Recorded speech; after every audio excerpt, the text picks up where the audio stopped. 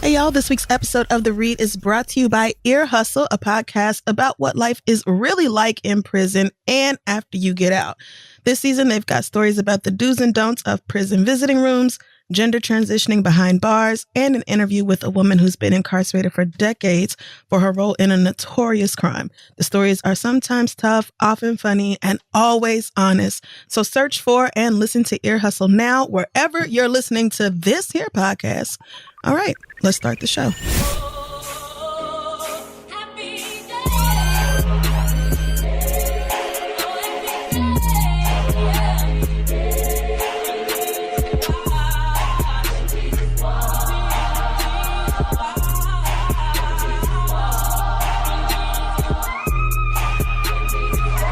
Well, kick off your shoes and relax your goddamn feet, folks. Welcome back to the show. I am the tuna fish that Miss Jerry stepped on at the bus station on Christmas that one time because she don't eat no damn tuna.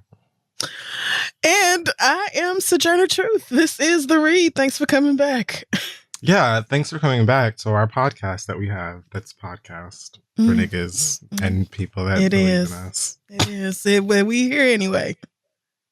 Let's start with some Black excellence, shall we? So I mention them all the time, but I usually get a lot of our Black excellence stories from becauseofthemwecan.com. Lots of other Black websites, but this is like a go-to for me. This is not a hashtag ad, by the way. I'm just saying I always get the news from here. So this week, I really enjoyed this story about a restaurant in North Philadelphia called Down North Pizza, which is owned by childhood homies Kurt Evans and Mohammed Abdul Hadi. And the specialty about this pizza shop, besides being Black owned and serving one of the most delicious foods known to man, they've chosen to staff the business exclusively with formerly incarcerated persons. Oh, okay. And so these two decided to blend their passion for pizza with the passion that they have for their community. And I'm just going to read this little paragraph because, girl, I wish I had individual writers' names for these things, but it just says, because of them, we staff. That's usually what it is. But a person who wrote this said, in addition to offering employment, Down North Pizza also provides a fair wage and culinary career opportunities for re-entry citizens, teaching them how to prepare their signature Detroit-style pizzas. Evans and Abdul Hadi offer short-term housing units rent-free for employees in need of housing for 6 months in the apartment above the restaurant. Their goal is to give returning citizens skills they can use to re-enter society while also offering them an opportunity to make and save some funds. Wow. So, like, you know, we could sit up here for hours and hours and hours and talk about all of the inhumane aspects of prison and, you know, but you also, you know, if you do ever get out, basically the country throws you away. It's completely against you. It's like you're shunned everywhere you go. Right. So, you know, not surprising that Black people are the ones to continuously be like, hey, let's do something about that since, you know, we're human beings. Right. And it's us disproportionately affected by the prison system any damn way. So precisely. I love this because it's not even just like giving them a job, which is great, but also all of the assistance that goes into like all of the resources they are deliberately pouring into their employees and even giving people a chance to live somewhere rent free, nigga. So you can really just stack your money and try to stay on top of your shit. Right. Like a lot of people end up back in jail because they get out and they're worse off than they were when they went in. Facts. So it's like, what are you supposed to do in order to even survive? And now you can't get a job, can't get an apartment, all this other type of shit. It's like they want you to go back to jail. So that is just really, oh man, incredible. I wish I was that giving, selfless, like literally anything. I love that story. Yeah. I was watching a video of Chef Kurt Evans, one of the owners I mentioned. That's like a collaboration sort of thing that they did with the 76ers. And I was just smiling ear to ear at how Philly his accent is. Like, like I just love like getting older and like the blessing of being able to like know people from different places and have gone to different cities and like being able to spot like the tiny little differences in some of our accents and stuff. Yeah. That's beautiful. But yeah, shout out to Philly and shout out to Down North Pizza for doing the work. And I mean, on top of that, pizza. Like pizza on top of everything else. And what a name. There is pizza. Down North is such a funny name. It makes me wonder if this is like is Philly the North or the South kind of conversation, which is not. It's probably that. Not one that I would ever had. Like, I don't think I've ever considered anything in Pennsylvania to be part of the South. But, you know, the Mid-Atlantic niggas, they have their own debate about North versus South. But anyway, congratulations. What a beautiful idea. Oh, let me read this one thing he also said. He said, if you want to get involved, you can start by partnering with local organizations that are like-minded. Not with them specifically, but like with your community. He said, usually the community is speaking to you about what it needs. You just have to listen. And I really loved that too, because it's like, it's very true. Those of us who feel like we want to do something or be of help in some way, there are usually so many organizations locally that you could go and be a part of and just do something for someone, hopefully, in your community. But anyway, check them out, Down North Pizza. I think their Instagram is downnorth_pizza. Go show them some love. Get a meat lovers or whatever they're called. Whatever they got, just get you one.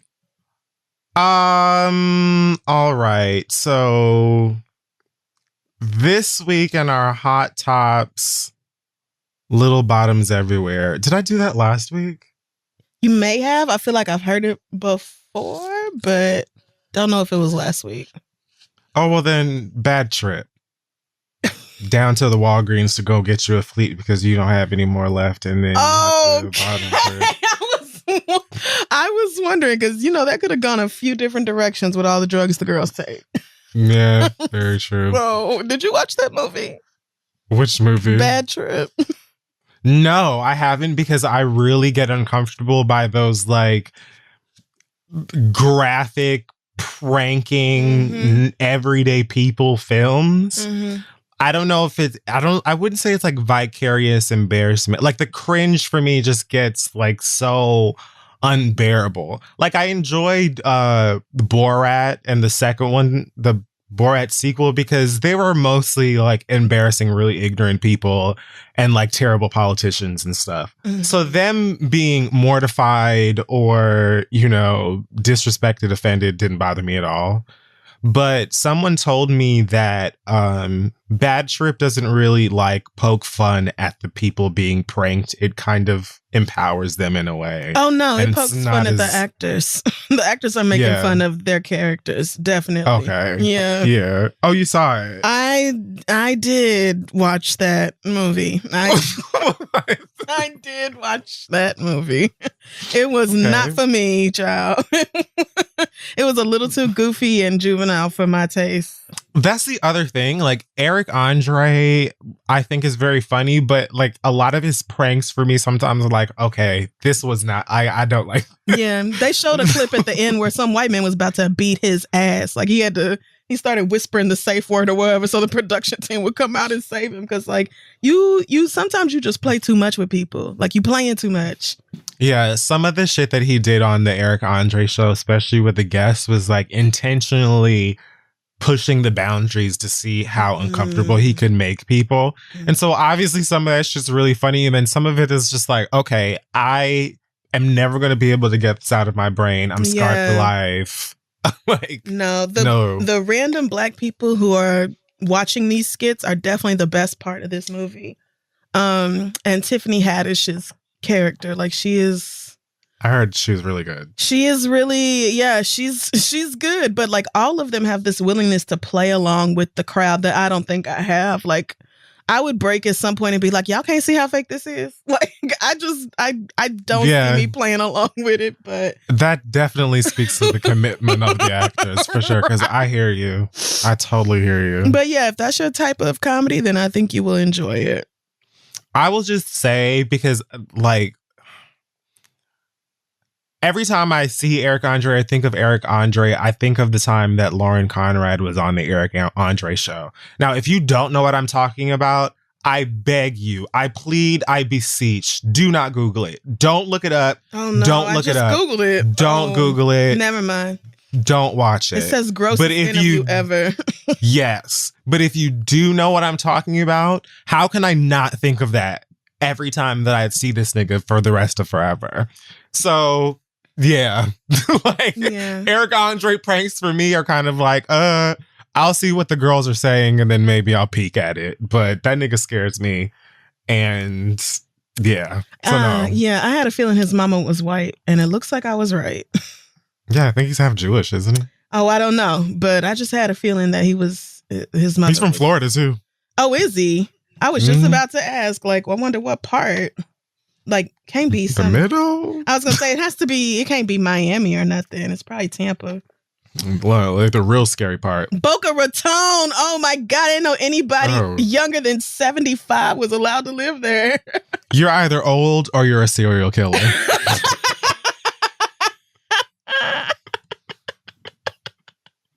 Like, it's retirement and Dexter. Yeah, no. See, Eric Andre got the kind of face that say I play too much.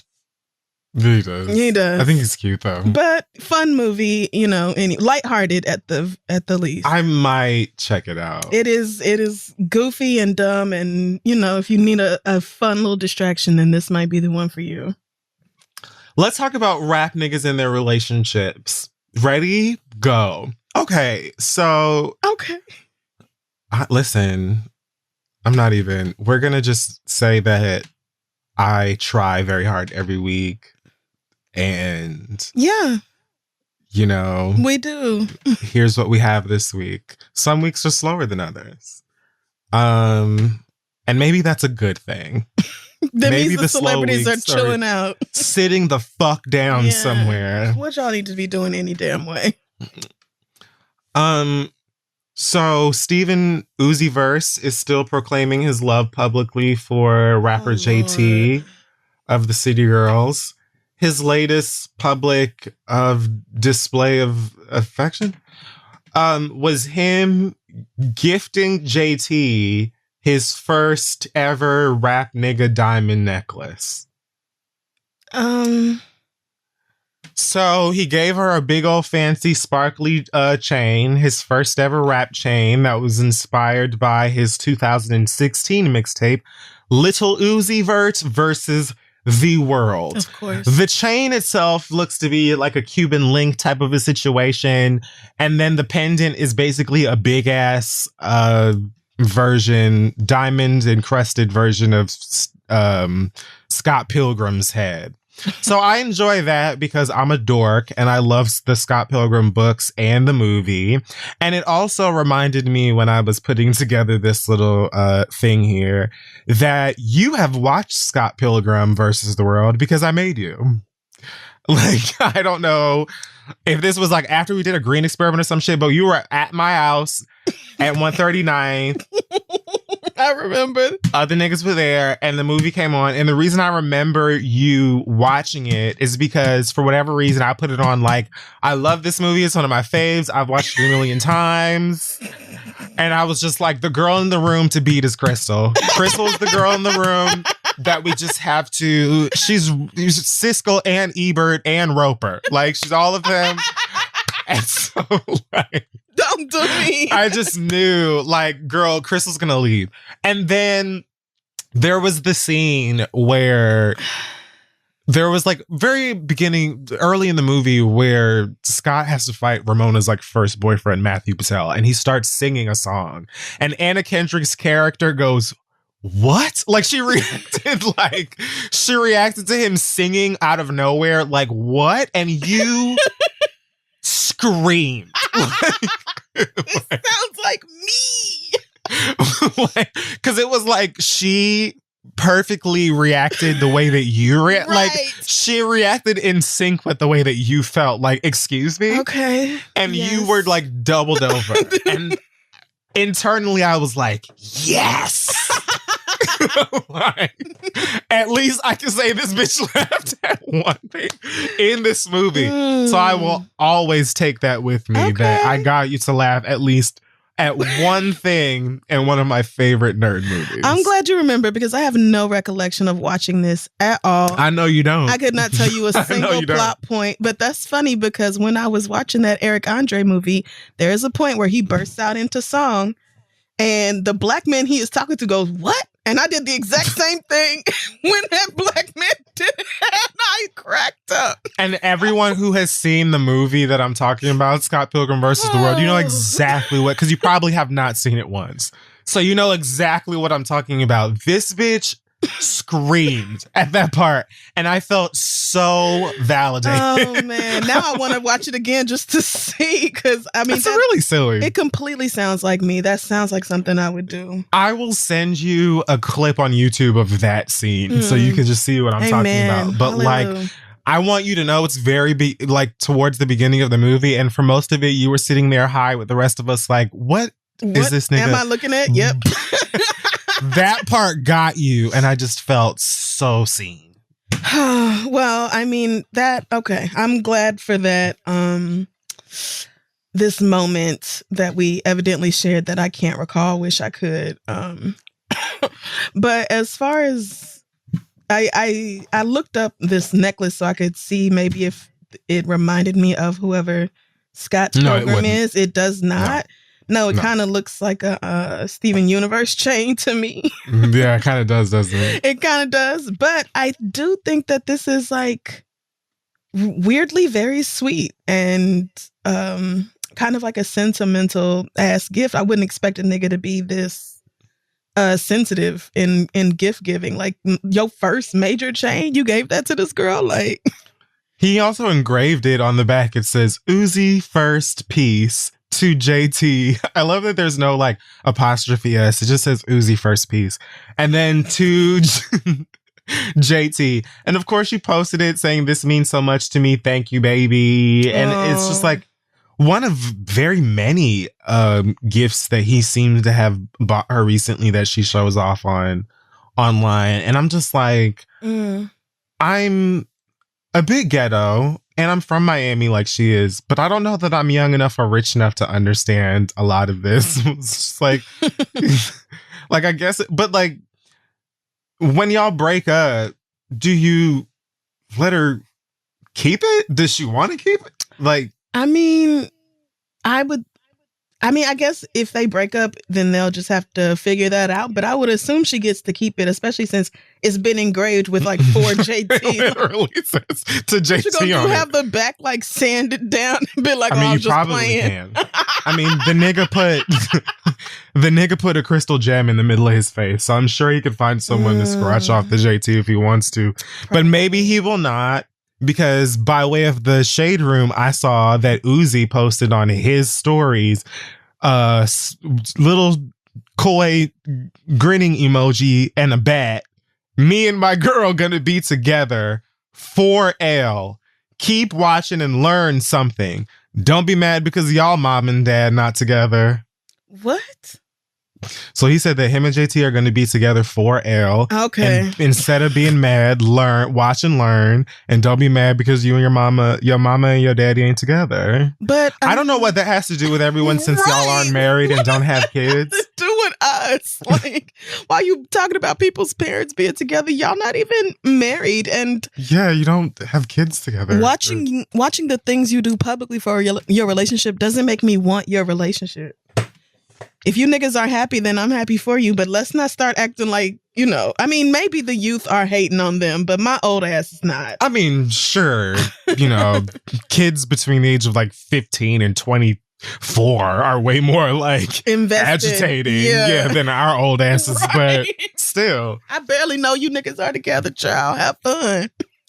Yeah, I mean, like, also though, we've seen y'all like sub tweet each other when things weren't going well. We've seen the mess. We've seen you get into a public spat with her friend / coworker, and then that woman's child's father threatening to knock your teeth out. And also, like, you're not going to be together for L, hun. Like, you're not. That's just math. You know, it's not even hating. It's just probability. It's numbers. You know, like, it's fractions and all of that. Don't act like y'all don't have y'all's Cardi and Offset moments, because y'all do. They're like 26, 27 or something like that. Like, enjoy it while it lasts and have fun, you know? And I'm sure at some point y'all going to learn to leave us out of it. But cute gift nonetheless. I like that. If JT is smiling, then I'm happy because she hasn't yet given me too much of a reason please don't send it to me now. Like, I'm sure, like, leave me alone. But like, it's going to happen as soon as we're done recording. I look at JT as this pretty girl. She's from Miami. She reminds me a lot of friends that I have from Miami, and I like her rap style.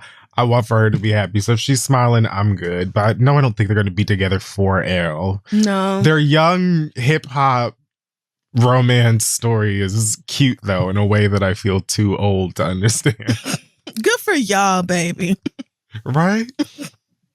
On the flip side of the things, rapper Saweetie has released some scathing rap lines to her latest ex of her own. You know, we spoke last week about niggas saying that rapper Quavo was sending subliminal shots to Saweetie on a new song where he talks about taking back a Bentley from a girl that was slimy and sneaky. Oh, right. After we know that he purchased a Bentley for his now ex, Saweetie. Well, Saweetie has released a new EP that is titled Pretty Summer Playlist Season 1, which is really like a playlist. Some of the songs are like Saweetie songs. Some of them are like other artist songs. I don't know if they're like artists that are signed to her or just like, you know, artists that she fucks with or what. But there's one particular song called Seesaw that is by a girl named Kendra J, featuring Saweetie, on which the young, light-skinned ranch on her spaghetti-eating rapper said, "Feeling dangerous. I thought you was my anchor, but you ain't shit. And on some real shit, tell me what the problem is." See, when you read this with like, then you see that it doesn't rhyme and yeah. Say he gonna do better, but it's always just the opposite. How you fumble the baddest bitch? Are you dumb, nigga? You got nerve sending me all these threats when you wrong. That's a big trigger. How you figure? Maybe I just ain't the woman you ain't. No, you don't. How you figure? Ain't the woman that you thought you was humping thoughts. Fucking narcissist. You just mad that you got caught. Remember he had said like, you're not the woman I thought you were or whatever. Yes. So that's like, oh, thank you for bringing that back for me. A response to that or whatever. Right. Yeah. The verse is not great. You listening to it is not gonna, I don't think it's gonna make much of a difference. The song itself is actually cute. I think the hook is cute. The girl's voice sounds like cute enough. Like it doesn't sound like big voice singer, but it sounds like, you know, today's pop R&B. Like it's catchy enough. But the verse was like, if you were gonna bust shots at that nigga, I felt like she could have saved it for something a little bit better than this random. It felt like this was already happening, and then she was like, where can I stick some stuff in? Stick some stuff, take shots at this nigga. And it's funny that like the theme of this EP and like the cover and everything is like high school yearbook, because her rap gives me like popular girl that is like 17 rapping at the cool girls table during second wave lunch. Okay. Like something about it gives me very like amateur, but like it's a vibe because everybody likes her because she's like the head cheerleader or homecoming queen or something. Like, I don't know how to describe it, but it just like the themes just matched up to me. It gives me like Regina George released an EP. I see it. I think, I mean, a huge part of Saweetie's appeal is the fact that she is just so pretty.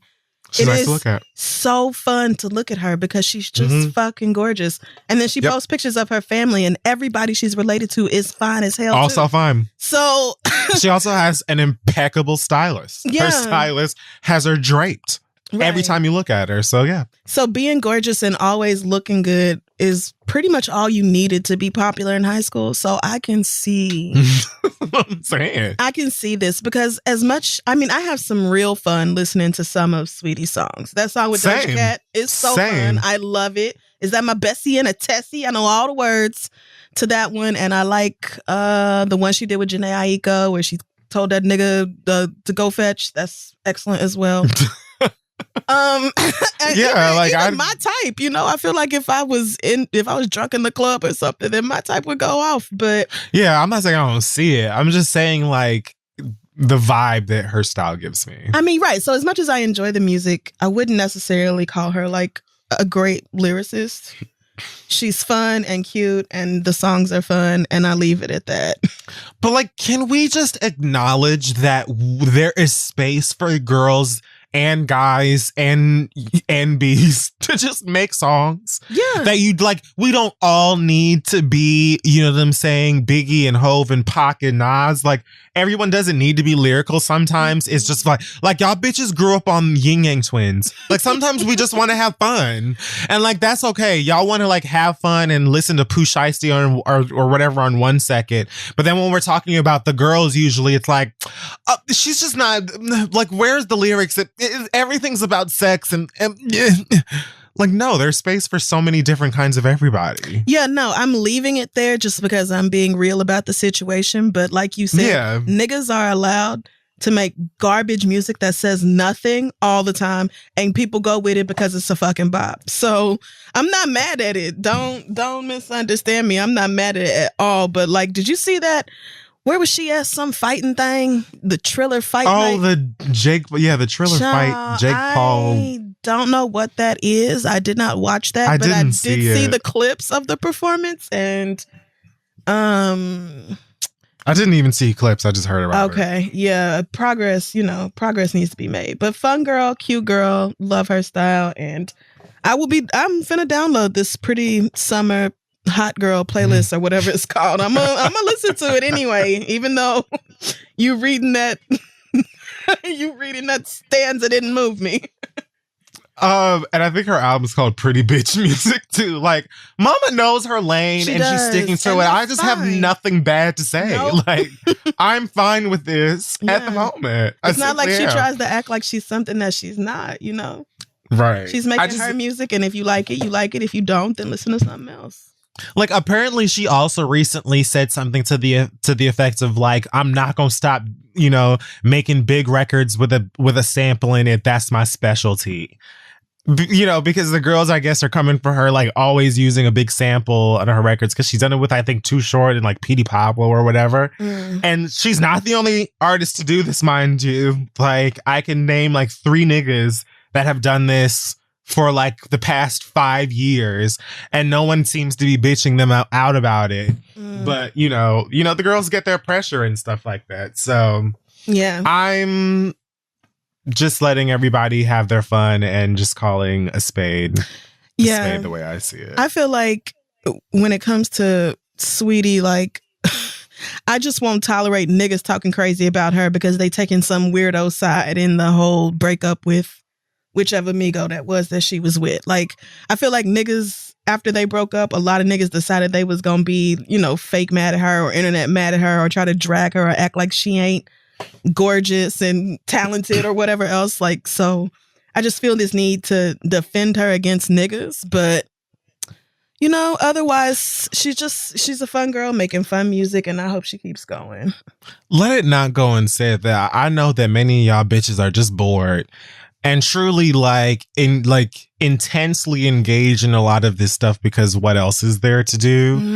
And sometimes I simply think, I don't know, find something, like maybe instead of dedicating like every weekday to like sitting up in this person's comments about a relationship that you knew was going to end over things you knew was going to happen is like, you know, get your one joke off for the likes and the screenshot of it and stuff. But like, I don't know, on Tuesday, maybe go for a walk, call your mom, you know what I'm saying? Do your laundry, take the clothes out of that chair, something else. But what do I know? Weird. I'm a bum. It's a weird situation we live in. Where are we at? I'm going to skip over this Kanye West thing. That's probably for the best. I don't know what he did, but that's still probably for the best. He's allegedly mad due to a source that the girls are looking at it like Kim divorced him because he actually was over it. He had been over it, Boots, and allowed her to like file first in order to give dignity. This is what a source allegedly told Page Six, right? That he let her file first in order to give her dignity, but now he mad because everybody is like running with the story that she left him and blah blah blah. And it's just like, at 33, almost 34 at this point, it's hard for me to take a source and place it anywhere besides the garbage bin, especially when it comes from someplace like Page Six, right, or something that's known for like gossip, high tea, anonymous gossip at that. It's like the other day I saw a meme going around that was like Beyonce and Jay-Z buy DMX's masters and give it to his kids. And as soon as I saw that, I was like, this is bullshit. Not even to say that they wouldn't do that, but it was just like something about it just felt like y'all just made this up and put this on there on the internet. Yeah, it's for a story to go around and see how it works. And sure enough, someone in the family at some point was like, can y'all leave us alone? Like, we already lost him and like, stop being weird. So no, they cannot do that. They cannot stop being weird. Part of me, when I read this story about him being annoyed that reports were saying she left him, was like, on one hand, I feel like this is bullshit. And then on the other hand, I kind of could believe it because of the male ego. You know, like on one hand, I can believe him being like, because like on a individual person relationship trying to take the power in, you know what? I'm going to let you have it. You can go ahead and file first, because that like trying to on your one-on-one time be like, I'm being the bigger person, but then everybody being like, yeah, girl, I know you had to leave that nigga, and you dealing with like, like the results of it and being like, no, fuck that. I hated that bitch for at least a year. I left her. So it's like, on one hand, I think it's bullshit. On the other hand, I could believe it. And then on like the big third eye, since I'm out of hands. And so you've chose the third eye. Right? Right. It's like, raise your hand if it made a fucking difference to you who filed first. Thank you. This is exactly what I was about to ask. Who gives a shit which one of them left the other one? I think most of us are just glad to hear that it's done. That marriage is over. They done with that reality show on E, I think. But like, so yes, I'm looking forward to the Kardashians going somewhere, like living on Instagram and leaving me completely out of it. Or living on Jupiter. You can just, all the adults in that family can continue to leave me alone.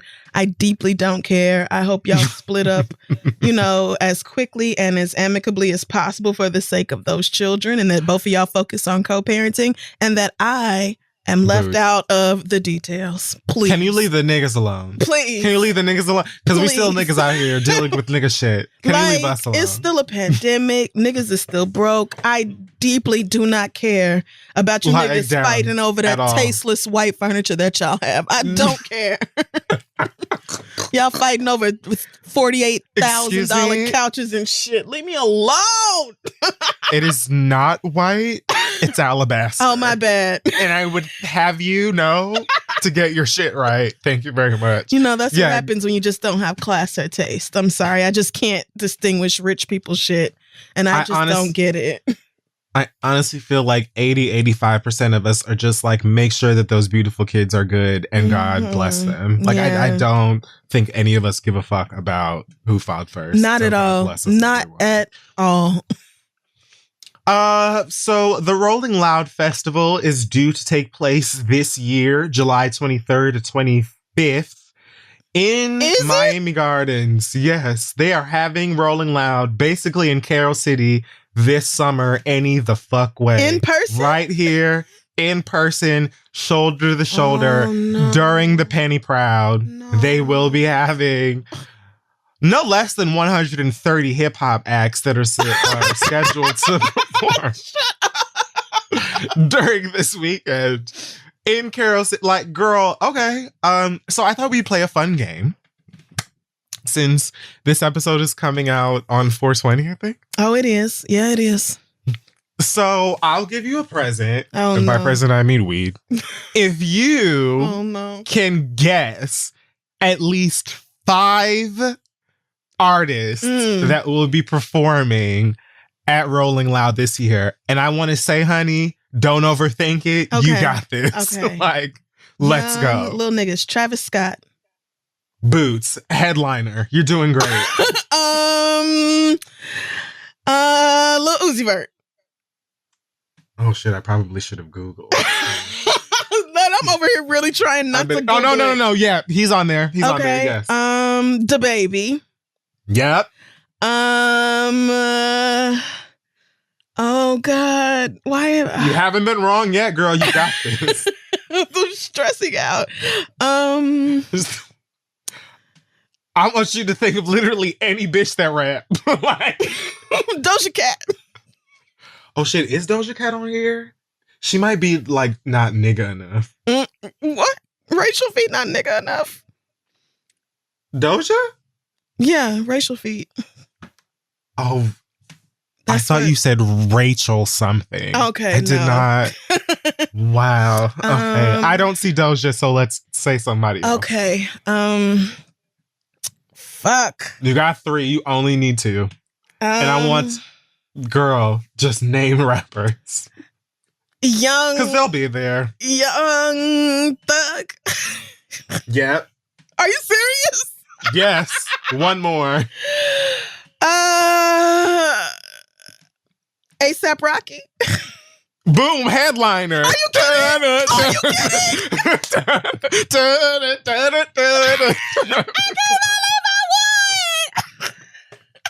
I did not even Google it.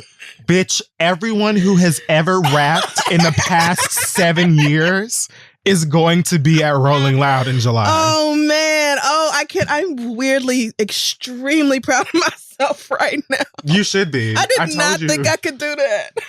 Like, everyone I've ever heard of that has made a rap song since 2017 is going to be at this festival. And then, like, numerous people that I guess I'm just going to Google because I have been feeling elderly these days. I don't know how to tick or talk. I don't be catching on to any of the memes any of these days. I don't watch the verses, and I don't know who any of these girls are. So I feel like this has given me sort of like a dictionary, glossary, whatever, something to look up and see who it is that y'all are fawning over. Because some of these names I recognize, and then someone like Key Glock, Spot 'em, got 'em. Key Glock what? That feels like part of a sentence that isn't done yet. Yeah, I don't know. Blast with an X in it. No, let me. I don't know who a lot of these people are. So I'm going to do some homework so I can be young, forever young. I'm going to be Blanche Devereaux this week. Okay. And commit to being young again. But yes, you literally named people. I can't believe it. That will all be there. I cannot believe it. A$AP Rocky, Travis Scott, Post Malone are headlining. We're just like, Post Malone headlining? Really? Headlining? Is he that popular? It says, I mean, well, yeah, he's incredibly popular. But I'm just saying, like, of all the people that are going there, Post Malone is one of the headliners.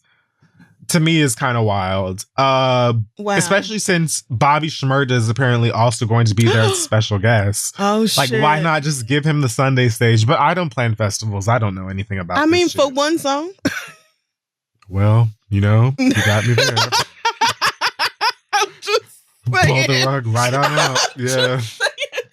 All that aside, though. That's true. July feels like a very bad time to have a giant festival. It does. And I mean, Rolling Loud is always huge. I don't know what plans they may have made for this year, but I expect it will still be wild and shoulder to shoulder. And it's also one of those weekends where it's like the girls, it's Miami. So even if motherfuckers don't have tickets or passes or whatever to go, they'll just go because everyone's going to be in Miami that weekend. So here we are dealing with like, you know, more numbers in the middle of the pina colada. And then on top of that, it's fucking Rolling Loud. So like every little, you know, maladjusted rap nigga that you've ever heard of is next to one another. Like you don't really have to worry so much about the crowd because 80% of that crowd will be white kids. So like the worst thing that you have to worry about in the crowd at Rolling Loud is projectile vomit. Okay. Like, but it's the different rap nigga camps running into each other around Miami that turns into drama. Oh, yes. Because this is ringing a bell. Someone can undoubtedly tie who has beef with who, has issues with who, has, you know, subtweets with who. And then we can just wait for the fights to happen and show up on Baller Alert. It's going to. So between that and the Penny Proud, July in Carol City is looking bleak. Yeah, God bless y'all. I love y'all. And America is miss y'all. Coming back out like guns ablazing. Shit is literally, very literally. Yeah. Like there's a mass shooting every fucking day in this country. And it just seems like, I mean, y'all know we're still averaging like 50,000 new cases a day. Like this is not, this isn't over. So I'm just really confused.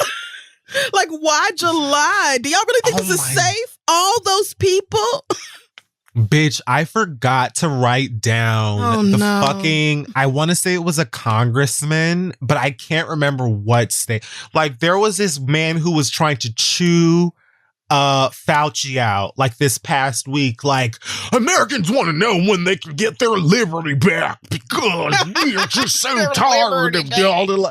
And like, is his name Anthony Fauci? Dr. Fauci was like, okay, so girl, here's the way that disease works. Like, he had to basically break down that just because you're tired and the girls are getting vaccinated now doesn't mean that we can all just walk outside butt naked and spit in each other's mouth like Trey Songz. Like the girls, like we're not there yet. We're not. We have the ability for things to get better. And when they are looking better, we'll let you know. Us, the scientists that know how this works. But you, the motherfucker that have some fucking inbred cross-eyed bastard who actually puts you in position, you know, in whatever little weak-ass positions of power, y'all are not going to come in here and yell at me, the motherfucker that actually knows why motherfuckers are falling out dying over this motherfucker, and yell at me like, well, when can the American people get their fucking freedom back? Because they voted for me to have their freedom. Like, what? We're not taking your freedom, actually. The country is pretty much wide the fuck open. What can you not do? Like, right, exactly. What can you not do? If you're asking me when the pandemic is going to be over, I'm going to ask you, when are y'all actually going to stay home? When are y'all going to actually wear masks when you're around other people? When are you going to follow the guidelines that they have been telling us to follow for a fucking year now? When are we going to have a government that cares more about human lives than money?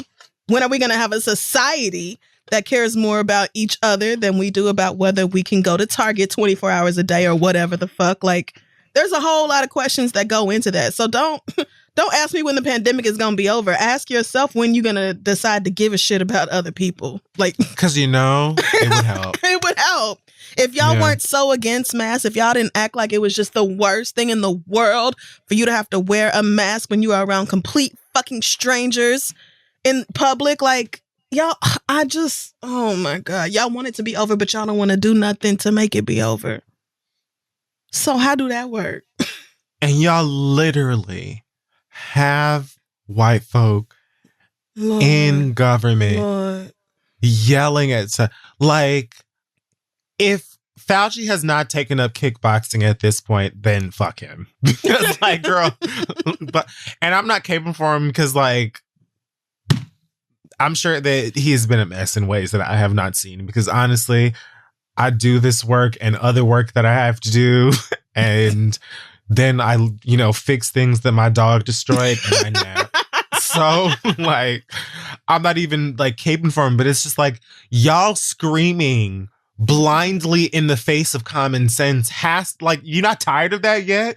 Just because some of y'all have gotten the Pfizer or the Moderna or the Johnson Johnson that apparently really does give you the X gene or whatever it is that the mutants in the Marvel comics have. Like, apparently you really will become Nightcrawler. But like, the girls now feel like they can just go around and do whatever the fuck they want to, that they've been doing since like March of last year anyway. Like, y'all are getting on my nerves, and y'all yelling and acting like you sound like you make sense. Shut up. Just shut up. Like, you want to die, it's cool, but stop trying to act like people are infringing on your fucking liberties. Like, you can still get your groceries. Y'all bitches are still, you've been on Miami Beach last spring break and this one. I want you to stop. Yeah. Y'all are really doing whatever you feel like doing anyway. So just stop acting like you are so persecuted. Right. It's not even y'all that are suffering the most. Like, the people that that the Penny Proud has really fucked up are like almost too tired to even come and be bitching and moaning. Like, they go home and try and rest their weary feet like many others who are out here. So y'all motherfuckers are usually the ones who will be fine anyway, who ain't got shit to worry about and mad because you went down to fucking Trader Joe's and they had the nerve to tell you to put a mask on in produce. Like, go fuck yourself. Like, you haven't had to wear a mask for over a fucking year now. It's not new. Wear a fucking mask. Your freedoms. Well, I won't spend too much time on this. I just want to... Chet Hanks is being sued by his now ex-girlfriend. We briefly talked about him going on live accusing this black girl, his ex, Kiana Parker, of stealing from him with a bloody face, claiming that she cracked him over his shit with a frying pan, to which I did not feel bad for him. And won't. Well, apparently she is now suing him for $1 million.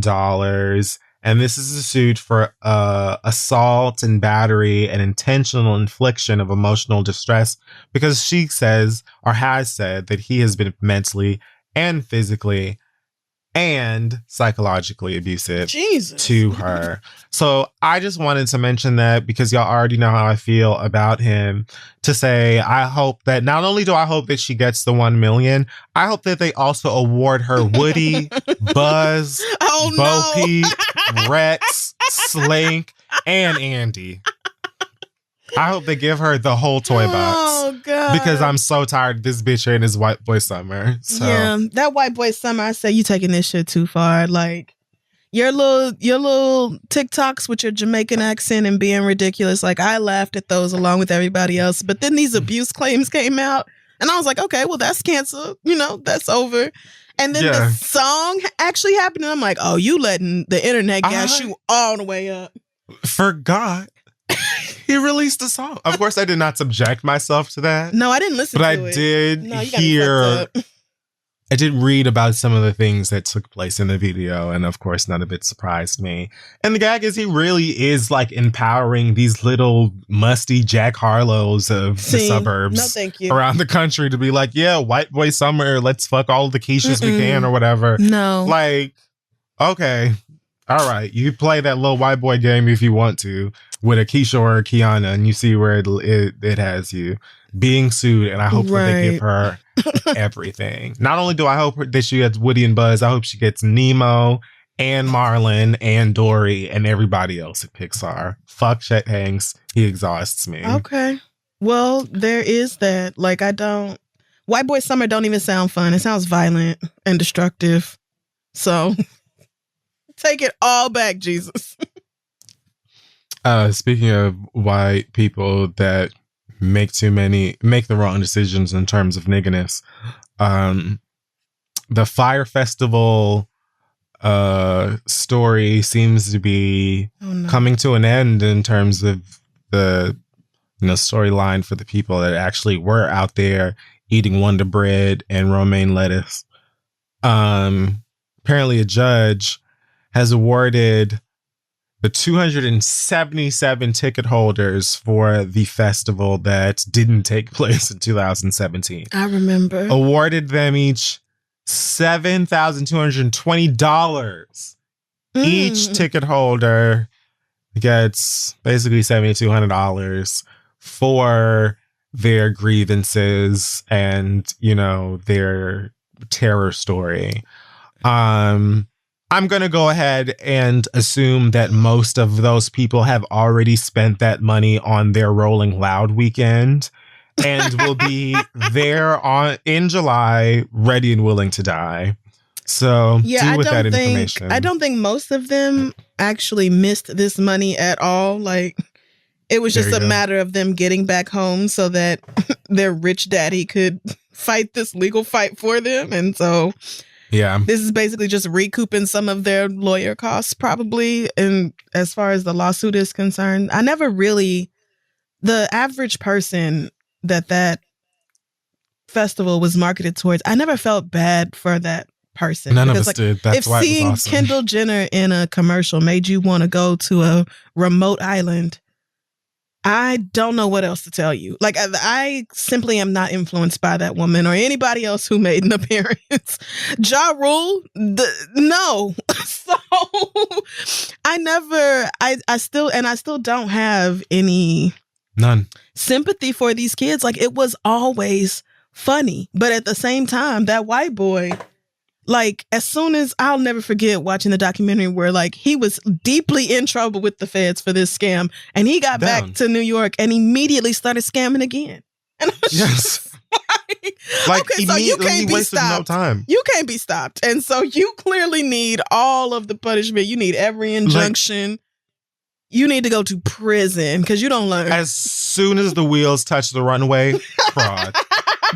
Like, got out of jail, went straight to a fucking penthouse in Manhattan and got back to Farad, sending out emails talking about, oh, hey, you want this exclusive Beyonce and Jay-Z meet and greet tickets? Never met Mary J. Blige. Well, now's the day. And you shan't.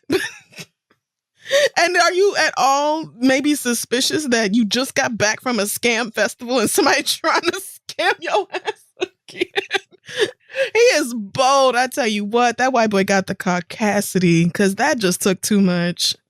But as you said, this for likely every, if not almost every single one of these people is like nothing. I imagine for many of these ticket holders, this means that their parents finally gave them back their Audi or like they're off punishment in some other way or whatever, or they just feel vindicated from, being embarrassed and scammed because you foolishly believed that you were going to go and be, Scarface or whatever in the Bahamas. Yeah. So, and if you really did spend all your money to go, then I hope this $7,200 helps you feel better and that you have learned a lesson. Yes, and that you spend your money better in the future, right? And give a fuck about Instagram, girl. You can go ahead and take a picture right at the gas station and be cute. You don't have to. You can try to go swimming with dolphins or whatever. If you don't have it, that's fine. Trust us.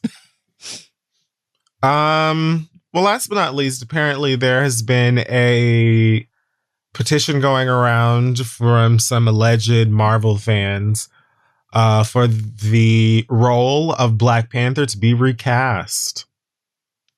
This has been a petition. Let me actually search this person because I meant to look up whether or not this person was Black, but I want to assume that they are because I don't understand why they would need a petition for that. Because the studio, Marvel Studios and Disney and them have made it clear that they have no intention on recasting him. Oh, so they're just not going to have a Black Panther in the movies no more. They're not going to have they're not going to recast T'Challa is what it is. Most people have been assuming that Shuri will be the new Black Panther. Yeah, that's what I thought. Shuri has been Black Panther in the comics before. And I think that a lot of fans are down for that. But apparently there has been a petition that has gotten over 5,700 signatures. Yikes. For people to recast T'Challa because they feel like the character means a lot to, young Black boys and men, and that there's more to the story, et cetera, et cetera. So now they have created this tiny debate on whether or not the character should be recast or not. To which I think most people agree, no, they don't need to recast T'Challa. because T'Challa doesn't have to be Black Panther. Like, yes, there is that. He doesn't. And it's like, Shuri being Black Panther could mean a lot for young Black girls and women and Black boys and men. Right. And like Black Panther being this cisgendered male Black guy isn't like the end all be all. Like, it just, to me, I think it's a couple of things, right? As someone who's a fan of this character, has been, and loved what Chadwick Boseman did to the character, how he was able to adapt it, I just feel like it's not simply the fact that my brain is all over the place in like nerddom. First of all, okay, it's like most of y'all are saying like, I've been reading these comics since I was 5, and there's just so much to the Black Panther character, and it means a lot for, you know, Black people like me and young Black boys and stuff. And it's like, you're admitting that there is a wealth of material as far as the Black Panther character is concerned.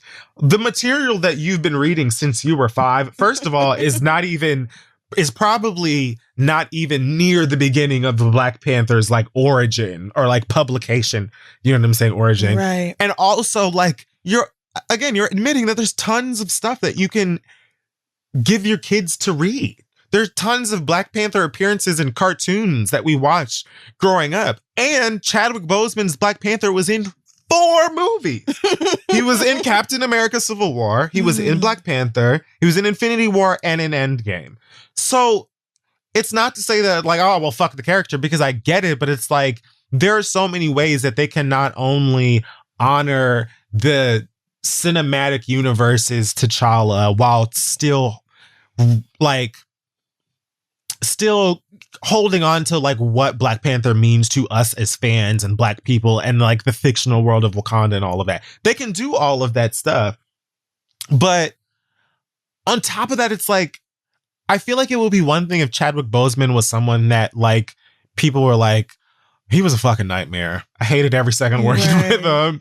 He was totally misogynistic, or, you know, he was really, really like condescending to everyone. He was rude to the crew and all of that other stuff. But like, everybody who ever met this man talks about how great he was, how inspiring he was, and he knew how much this character meant to nerds like me and you and people who have never read a comic book in their life but would feel really like moved and empowered and excited by this character. So to turn around after he loses his life to cancer, which is the fucking worst, and be like, yeah, let's recast him because, you know, the girls got to have their Black Panther. They can't have their Black Panther. Shuri could be Black Panther. Right. Or they could say, hey, guess what? T'Challa and Nakia actually had a baby girl before he passed away. And guess what? It's a boy. And that boy is the new Black Panther. Like, there's so many ways. It's a comic, bitch. Like, you can't say that you're a fan of comics and also act like you don't know that these things branch out, have a million different reiterations of themselves and multiverse this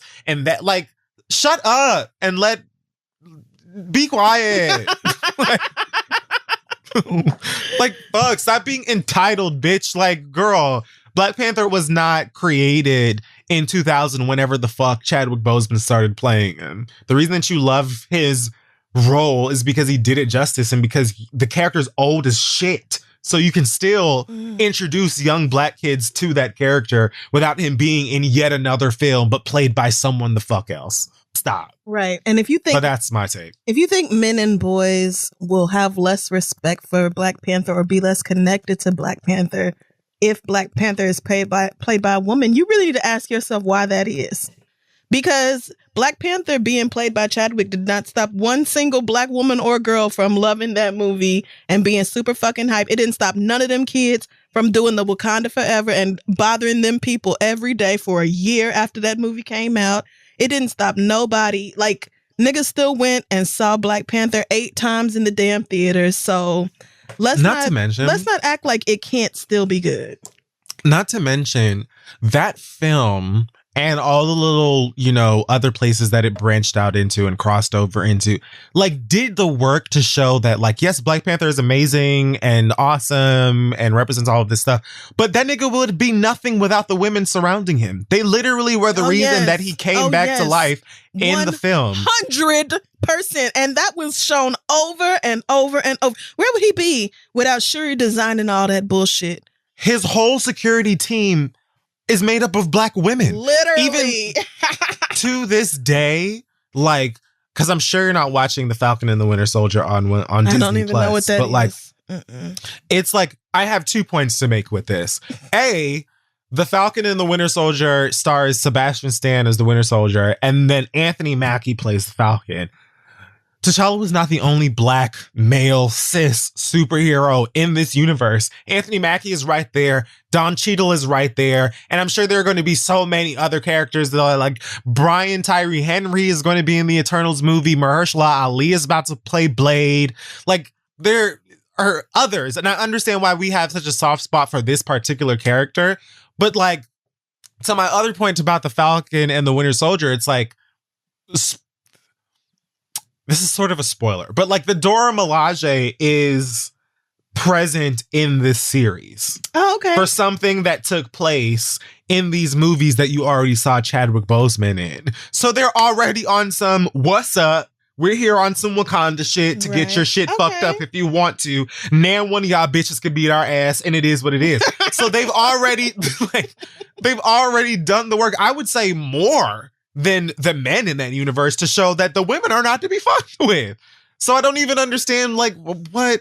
Yeah, I don't know how you can watch the Dora Milaje do anything and think that they are like weaker or substandard in comparison to any man. Honestly, the root of all of it just sounds like sexism, and I get that you miss Chadwick Boseman. We all do, but ain't no bringing him back and recasting Black Panther to like put another man in that position is not going to make that hurt any less. It's just nerd entitlement. It's just nerd entitlement. I believe you, because I don't get it. So that's all that it is. It truly is. Because as I said, like, y'all should know by now that the way, as old as all of these things are, these properties, and the way that comic books work, Chadwick Boseman does not have to play Black Panther. Y'all could literally let that man rest in peace and let them do the writing that they're doing for this thing. And I guarantee you that, like, no doubt at some point, if you need for a cis straight Black dude to play Black Panther again, they'll find a way to do that. There are enough. But Black Panther is not awesome and impactful because he's a guy and he's like straight or like you don't need for some other Black nigga to play Black Panther for it to have the impact on the community that it does. But if you do feel that way, then I would challenge you to ask yourself why. Okay. Teach these nerds. Because I thought you were just saying they wasn't going to do no more Black Panther. And I'm like, that don't seem right. Of course they don't. It seems very obvious to me that they're going to put the character in something else again. I just don't know why y'all feel like it has to be T'Challa. I think the sequel is still scheduled for like next year. Oh, see? So what is that? So it's not even like far away. Everybody, they're working on the fucking movie. Like, shut up. And like, again, I think most fans have not been feeling this way, but clearly enough do, because it sparked this whole debate on whether or not they should recast them. And it's like, girl, it's a movie based on something that's really, really old. There's so much Black Panther available. It doesn't have to be on screen. It doesn't have to be a movie. Like, read.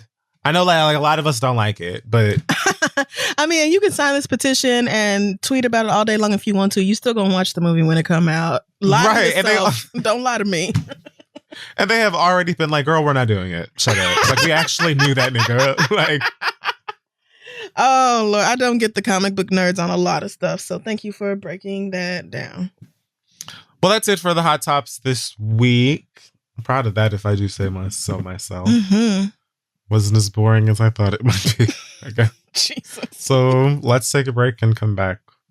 So listen, guys, if you forgot something at the store, if you're like me and there's just random times during the day where you say, hey, I need a snack, or some sort of a household essential because my dog is a diva, then you can probably get it very quickly with DoorDash. They connect you with the restaurants you love right now, right at your door. And you can get the grocery essentials you need with DoorDash as well. You can get drinks, snacks, and household items delivered in under an hour. Ordering's easy. Open the DoorDash app, choose what you want from where you want, and your items will be left safely outside your door with the contactless delivery drop-off setting that I personally enjoy very much myself as someone who isn't too fond of saying hello to folks. With over 300,000 partners in the US, Puerto Rico, Canada, and Australia, you can support your neighborhood go-tos or choose from your favorite national restaurants like Popeyes or the Factory of Cheesecakes and things of that nature.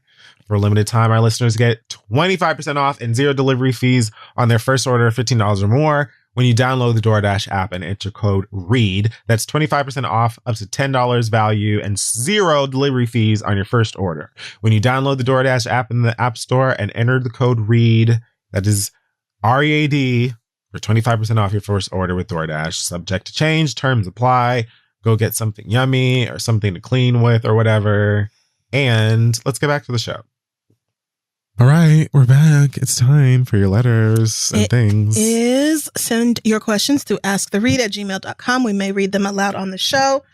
We have an update from Nikki, who wrote us about not being happy for her friend who not this time. She wasn't happy for her friend who was marrying a fuck nigga and she was a bridesmaid and all this. So we were like giving her advice on that situation. So Nikki said, I appreciate y'all so much. The feedback you offered is so real. I had a conversation with my best friend and it did not go well. I told her how much I love her and I wish for her to be happy, but I also expressed my thoughts on how I feel like she's making a permanent decision on a very rocky foundation. And I told her how much I wish for her to be happy, but I also want her to feel whole and affirmed in her relationship.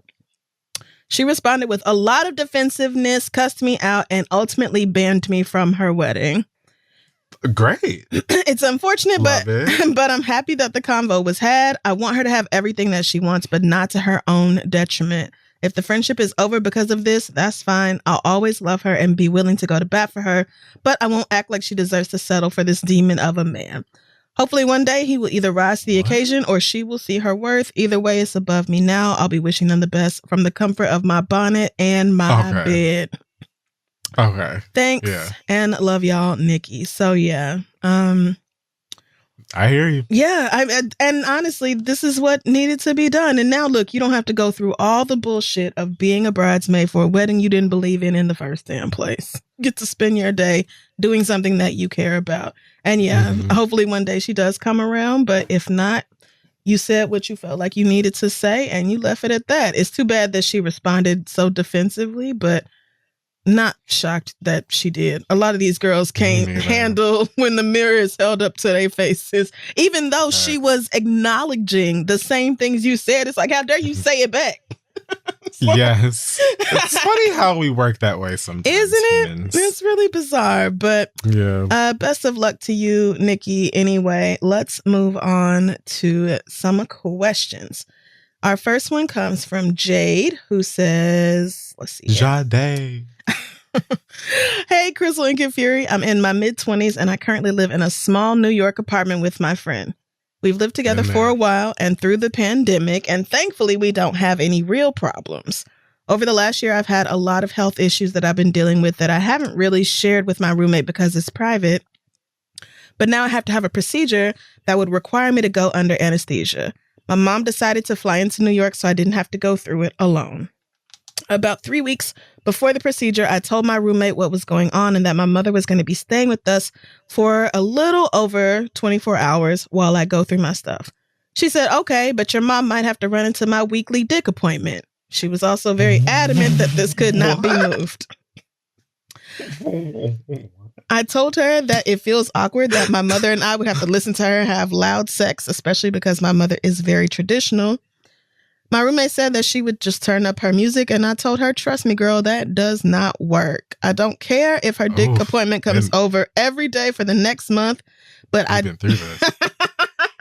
Right, you've had to hear her fucking before. Yeah. But I asked her if she could just wait till my mother leaves or go to his place and not have it at the house while my mom is there. She said that she'll think about it.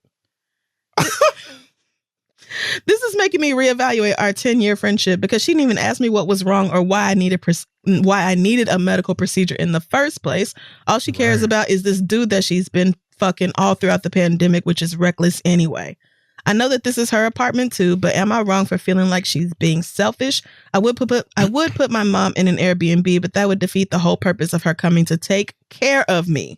What should I do? Stay blessed, healthy, and moisturized, Jade. I mean, Jade, your question is, she said something along the lines of like, does that change how she feels? Like, or is she wrong for feeling when she feels? Right. Not for, taking some sort of... Because I was thinking she was about to say, am I wrong for slapping this bitch or for cussing her the fuck out? Or something like that. But feeling the way that you feel, hell yeah, that's like, you have every right to. That's just, it's so like...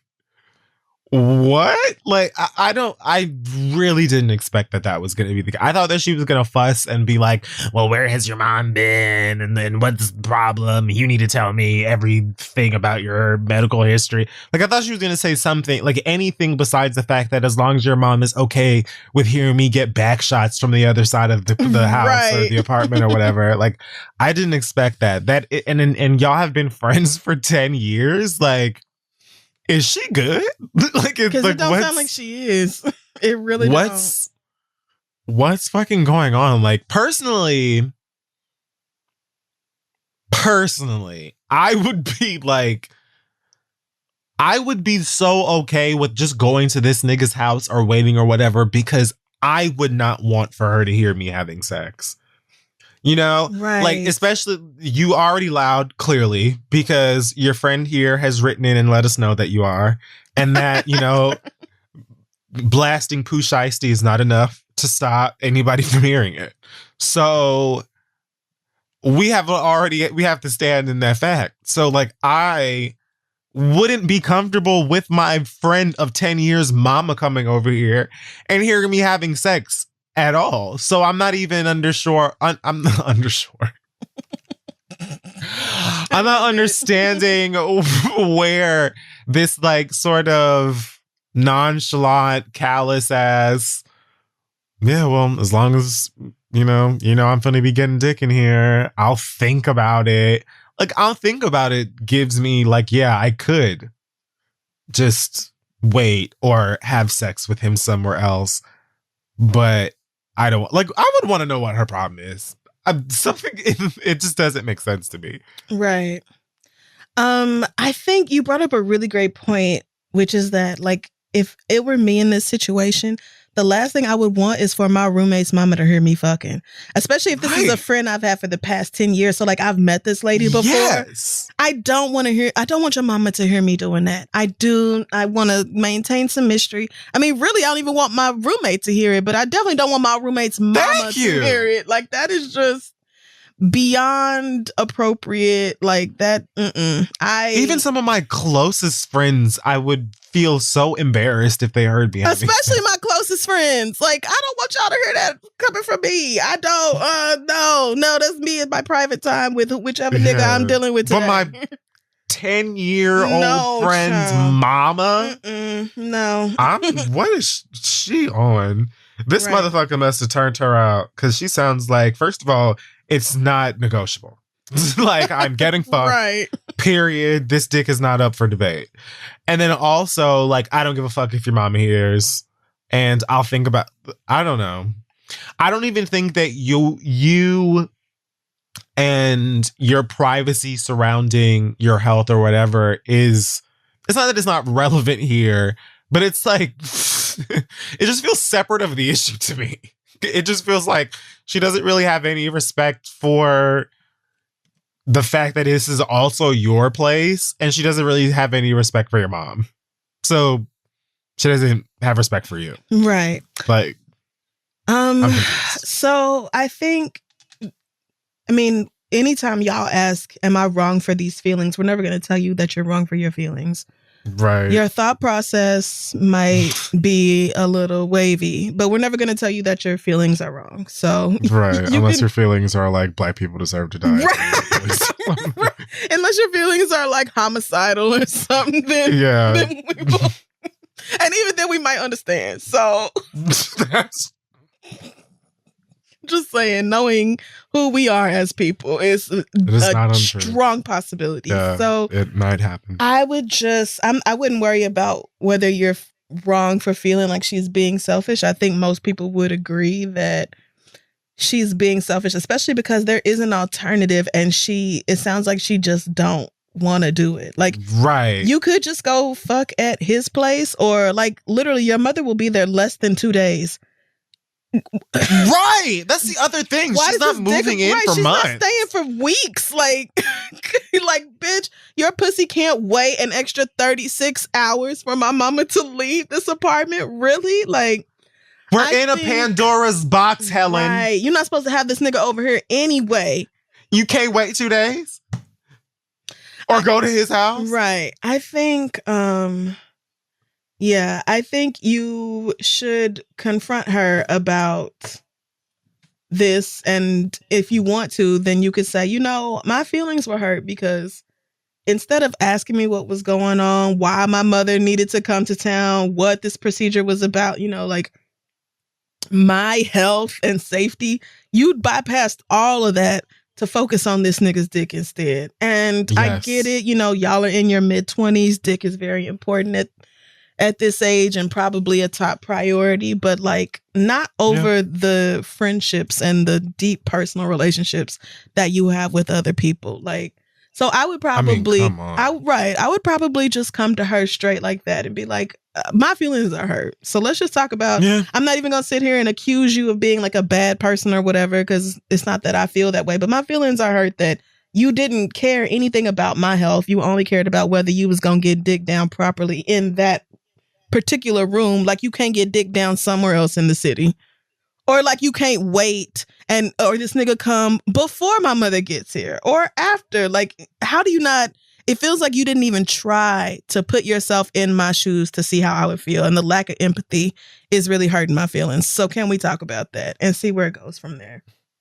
I agree. Oh Lord.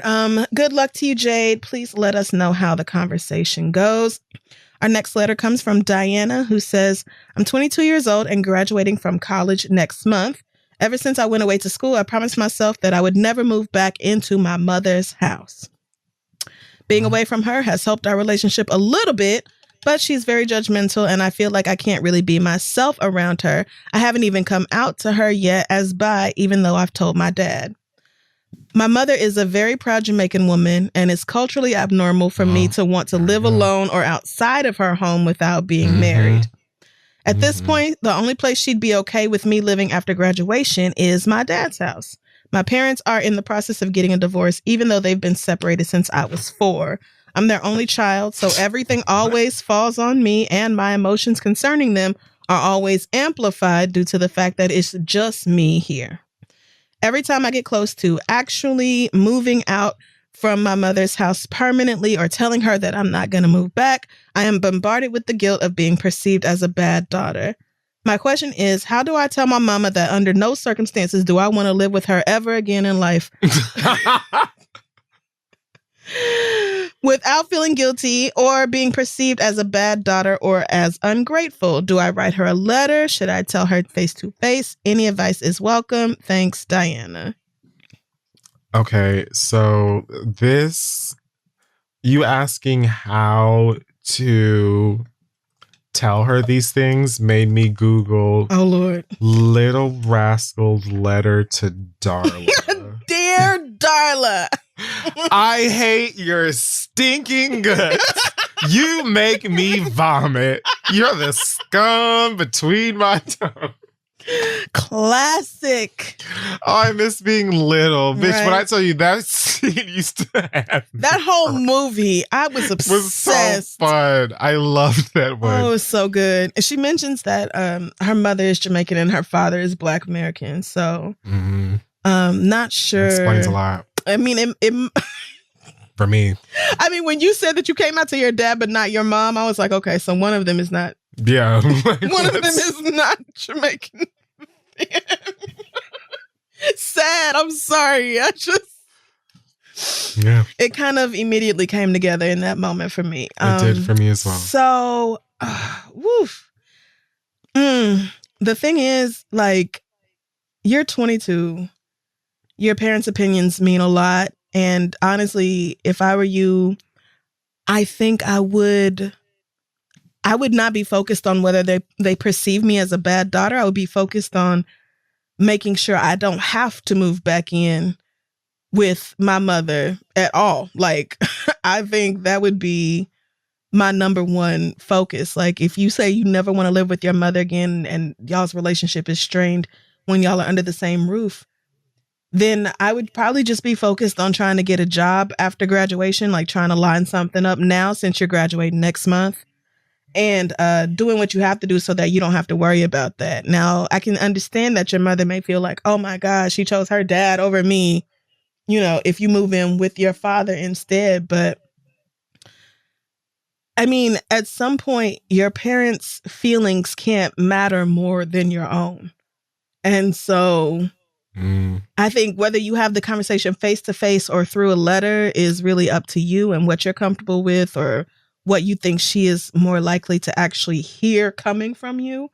But the problem here seems to be the fact that you feel guilty over whether your mother will perceive you as bad or ungrateful, when your mother's judgment, you've already made it clear in this letter, your mother's judgment is not to be trusted in the first place. Like, this is already somebody that you don't feel particularly close to, and you said that you can't be yourself around her. So if she perceives you as a bad daughter, I just don't think that that is a bad thing. So what? Like, she perceives you as ungrateful. Okay, and now what? What does that change? Yeah. What does that change for you? Like, in a real way?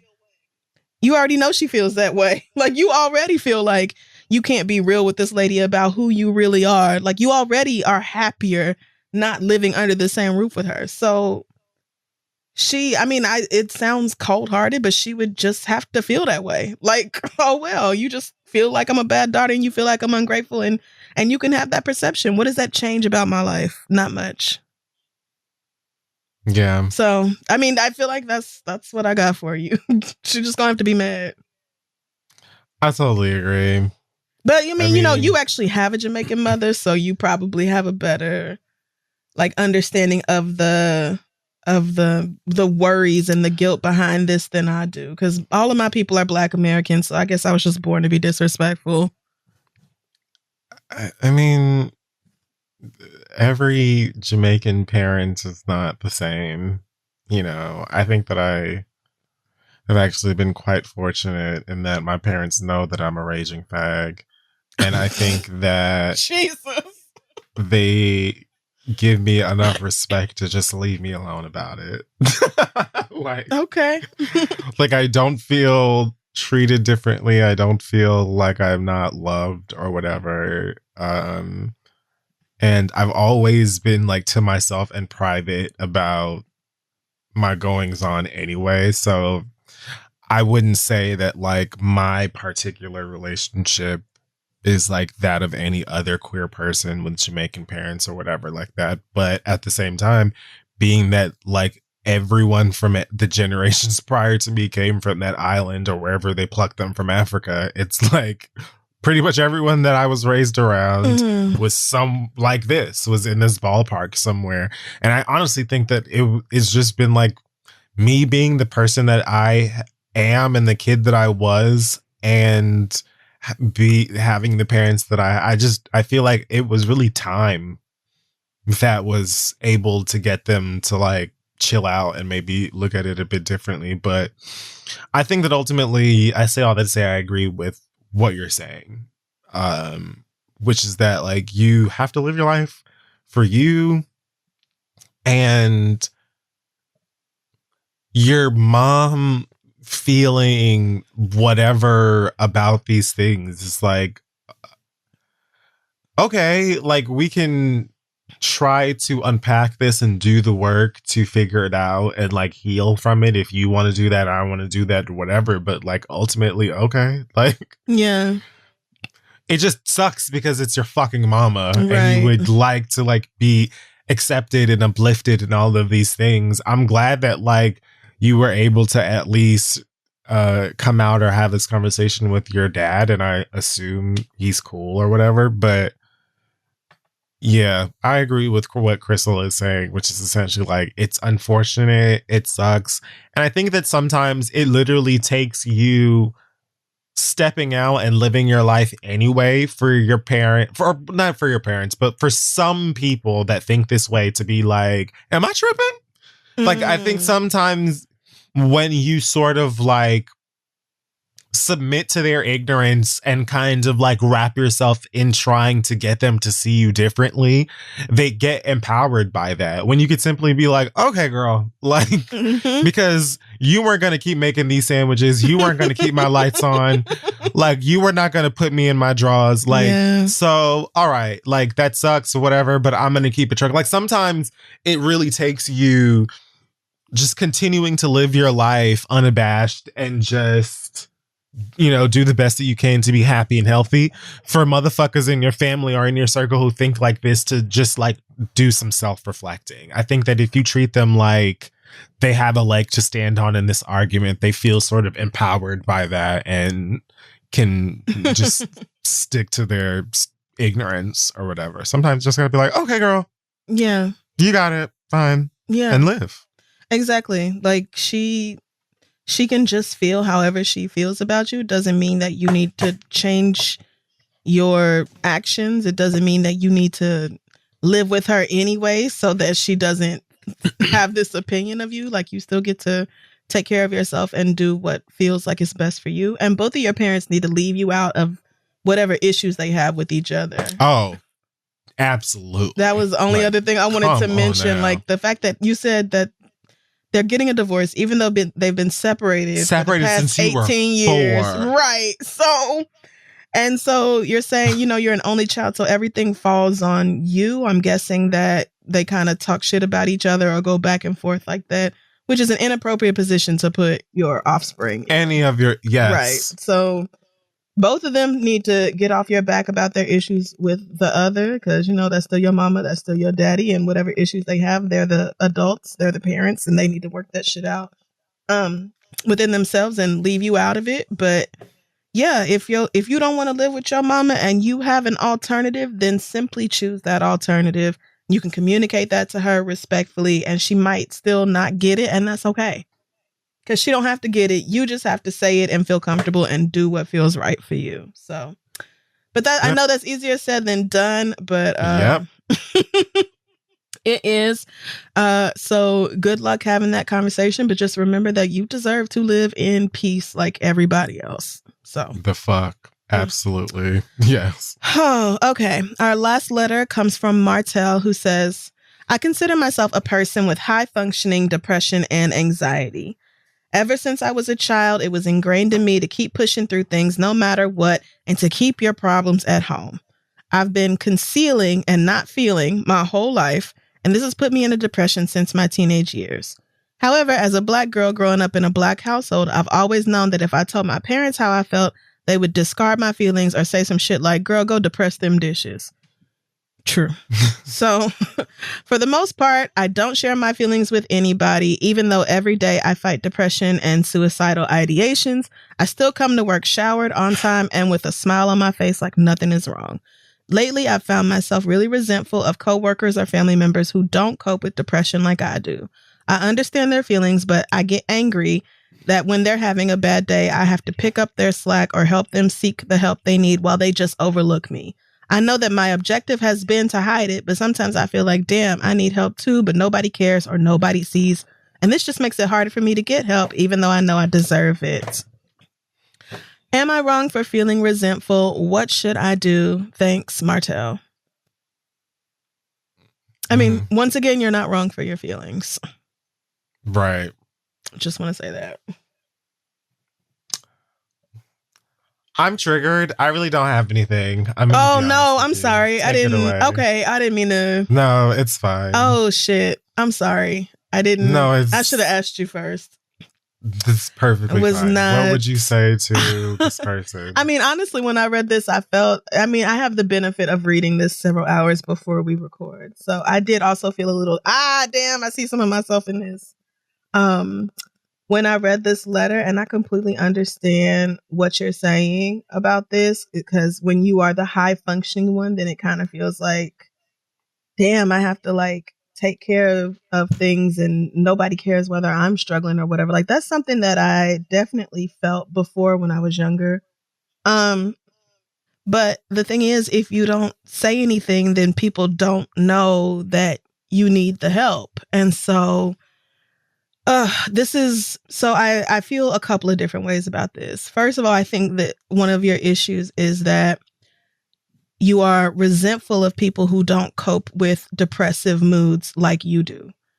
Because I think that resentment is like a sign of something that you need to work on. Like, it's one thing to feel like, oh, there's extra work, that I feel obligated to do. It's another to be mad at people or resenting them for simply saying how they feel or admitting that they need some help. Like, I think first you have to acknowledge the fact that you feel resentment for people who are doing something that you don't feel brave enough or strong enough or ready enough to admit out loud to other people. So I think that's the first thing you need to look at. And then also it's this issue of like, you feel like nobody cares or nobody sees, but you would likely not know, not that you wouldn't care, but that you likely would not notice what other people are going through if they didn't open their mouths and say something about it. So I think the fact that you've been taught like all your life to push through no matter what, keep your problems to yourself, keep that shit at home, that's not for the general public. You just put a smile on your face and go to work anyway. Like I was raised that exact same way. And I was raised to look down on people who were like openly vulnerable and who said, hey, I'm hurting and I need help. I was definitely raised to look at those people as like weak or to be like, damn, what's wrong with you? We all going through shit.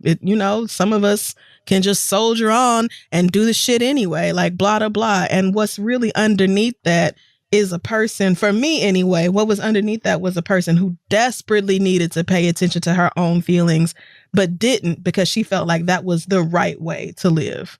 And so I think you kind of have some ingrained ideas that you need to let go of. And maybe the easiest or the most effective way to do that is to just start saying something. Like if you are having a day that feels really fucking overwhelming, then say something. Say something at work. Say something to your family members. And give people the chance to care. Give them the chance to see it. Give them the chance to help. Like you're keeping it all bottled up and not saying a word to nobody and putting on a happy face like you so strong and everything else. And then you mad that nobody can tell that you can't handle it. Well, girl, you're doing a really great job of looking like you don't have no problems. I had this, like, I'm talking to you like this because I have felt this exact same way. I feel like I was raised in this exact same environment. So I really understand where you're coming from. And for me, it was really key to stop looking at people as weak for being vulnerable or for having feelings or for saying that they have feelings. It was like I was just raised to look down on people who had the nerve to say, I'm not doing okay, or this doesn't feel good, or whatever else. And once I freed myself of that mentality that there was something wrong with saying those things or that saying those things made you weak, then it made it easier for me to say to my friends or to whoever else, like, girl, I am really fucking struggling today. And whatever you asking for, I just don't have it. And hopefully I can come back to it or we can reconnect on this at some other point. But I have to take the time and the space for me right now because I just don't have it for nothing and nobody else. And sometimes people understand, sometimes they don't. But it's not really about that. It's about, am I doing what I need to do in order to take care of myself? That's what it's been like for me. So, yeah, sorry, friend. I didn't mean to like No, it's fine. I will just say that I understand being in a position where you're dealing with these types of things. And although logic might tell you to share these thoughts or feelings with people, that you can't seem, for whatever reason, to do it. I understand, like, holding all of these things in and keeping them to yourself, either because you don't want to be a burden or because you don't know how to express what you're talking about.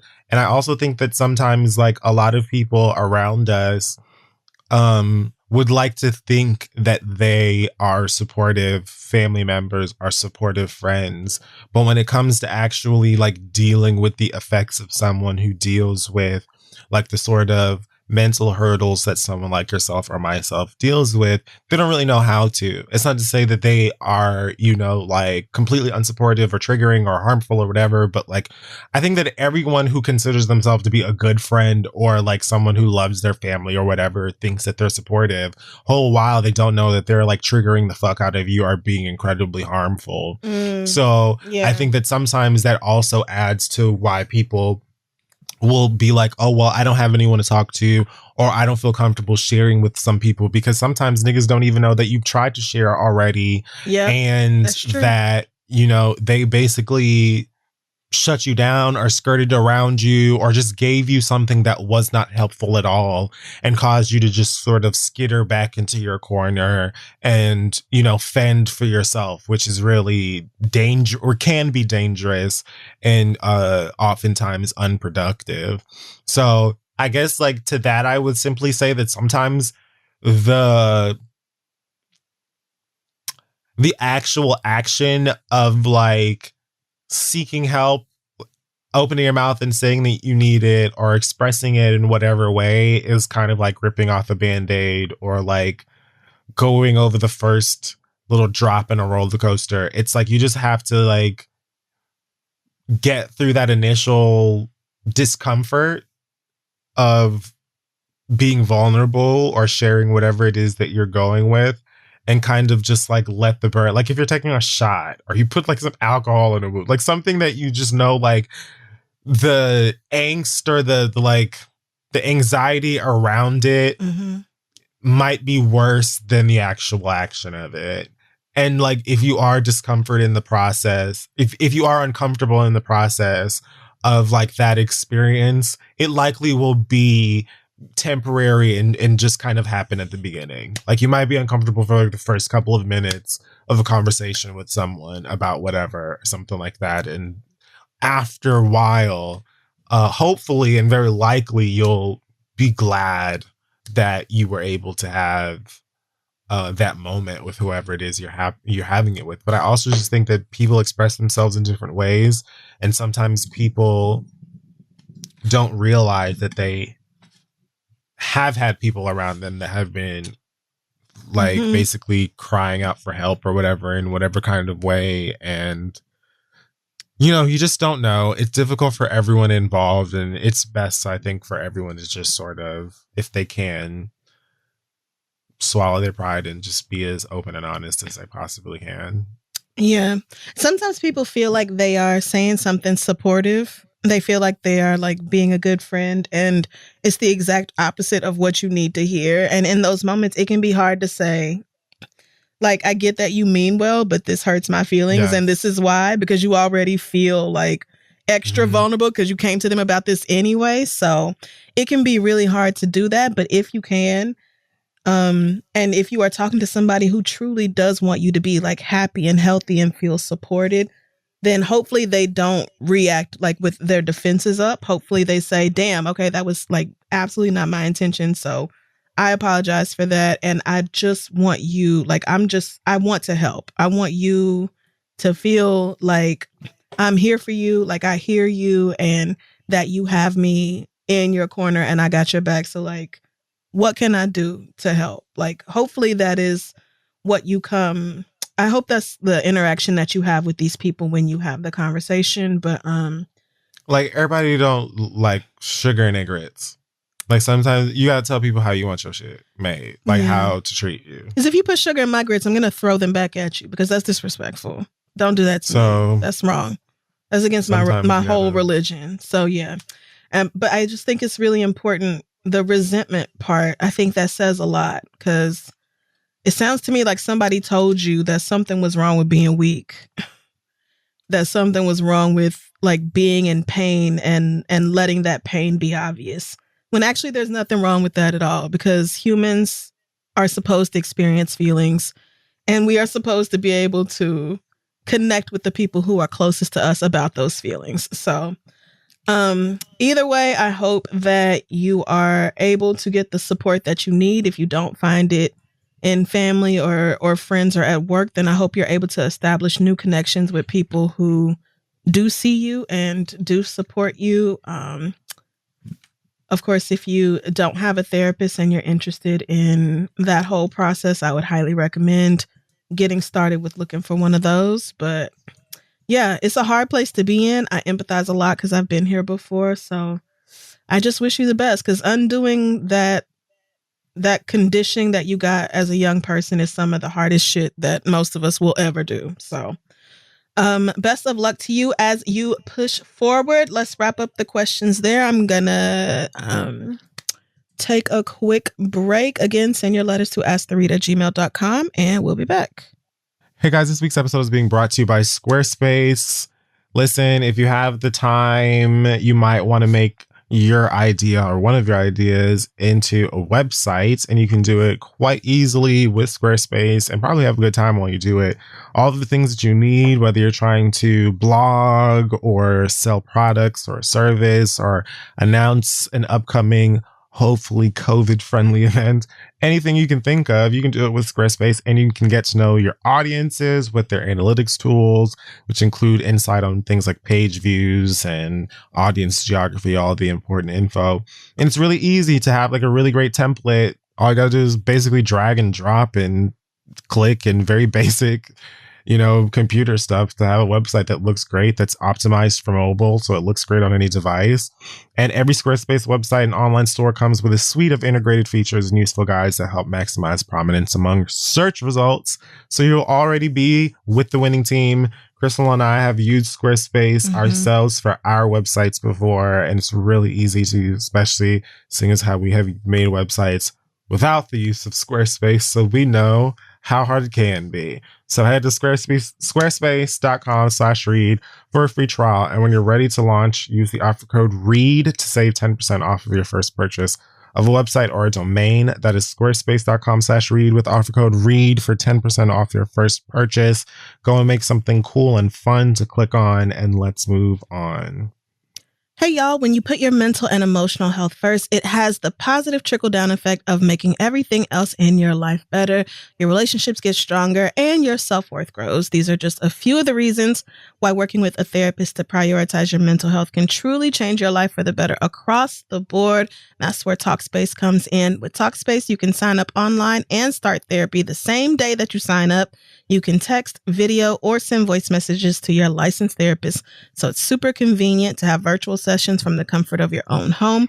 Plus, Talkspace is a fraction of the cost of in-person therapy. You can send unlimited messages to your therapist 24/7, and they'll engage with you daily, 5 days a week. Talkspace is secure and private, using the latest end-to-end bank-grade encryption technology to store client information. Y'all know how I feel about therapy and about Talkspace. The growth is incredible. Like, you can really reach levels of like peace and happiness by working through your mental health related issues. Not saying that every day gets easier, because there's a lot of up and down and ebb and flow, but overall, I would not take back this process for anything in the world. So as a listener of this show, you'll get $100 off your first month with Talkspace when you sign up. So to match with a licensed therapist today, go to Talkspace.com and make sure you use code READ to get $100 off your first month. Again, that's code READ and Talkspace.com. Please take care of your mental health. It matters so, so much. All right, let's wrap up the show. All right, folks, we're back to finish things off with the read. And I will just go ahead and get these 3 quick things out of the way as fast as possible. Number 1, which one should I start with? As quick as possible, I say. So, okay, number 1, I read that Justin Timberlake's stylist from back during the Janet Jackson Super Bowl incident recently told someone in an interview that Justin planned the wardrobe malfunction that took place during their performance at the Super Bowl with him and Janet, and that he knew all along what was going to happen, and we knew it, and that, yeah, it was, totally Justin's idea or whatever to that. And I just want to say, girl, I know that it's been a boring year, but you can save this. Why are you telling us this a whole lifetime later? Niggas that were born that year are about to go in college if they're not already in college. This was nearly 20 fucking years ago. And you're telling us some shit that A, we already knew, and B, is irrelevant at this point because they already crucified that black lady for that shit that you talking about. What? Why are you talking about this now? Who does this help? For what? Why are you mentioning this today? What are we supposed to do with that? I just love to know. Y'all will literally sit back here when, the checks are coming in, or you feel like your checks are affected or could be affected, and let black women fry. I'm sure you have never been to the bank in terms of a Justin Timberlake in eons. So it don't make no never mind what the fuck you got to say about that bitch today. You know what I mean? Lord. But back then, you didn't want to rustle no motherfucking feathers, even though you knew that bitch was clear the fuck wrong, and everybody was frying her black ass up. You didn't have nothing to say. But now you want to say something because who the fuck knows what you're doing? Girl, shut the fuck up. Move it. I will say next. Okay, Lil Nas X, right? Apparently, there was some video of Lil Nas X's mother out somewhere in the street of Atlanta, oh Lord, yes, I saw maybe this. Soliciting money or something like that. And people tried to come down on Lil Nas X for not supporting his mother. How could he be having this success and making this money, but his mom is on the street? This, that, and third, and all of this other shit. To which his father, Lil Nas X's dad, basically came forward and posted, I'm not going to read what he said, you can look it up, but he essentially said, what y'all not going to do is, my child. And you don't even know what the fuck y'all are talking about. We have all tried. So move it and get off of our lawn, essentially. And he also tweeted and deleted something to the effect of I don't talk about this, but I have felt guilty, lost sleep over trying to help my mom. Y'all don't know what you're talking about. You know me from being on the internet. Again, that's not exactly what he said. You can look it up if you want. Close enough. But I just find it interesting that literally last week, y'all niggas were all, ready to have mature conversations about the struggle of drug addiction and substance abuse when DMX passed. Everybody was willing and ready to talk about, their family member that has been suffering, their friend that has been dealing and struggling with drug abuse or addiction and these kinds of things, and how complicated that can be, even if you have money. Y'all were just talking about this 6-7 days ago. But now it is all Lil Nas X's fault that his mom is struggling with drug addiction. Why is it that y'all can't understand how complicated it is now? Because y'all can't stand this nigga because he's gay and has no problem expressing that in his art, in his tweets, or wherever the fuck else.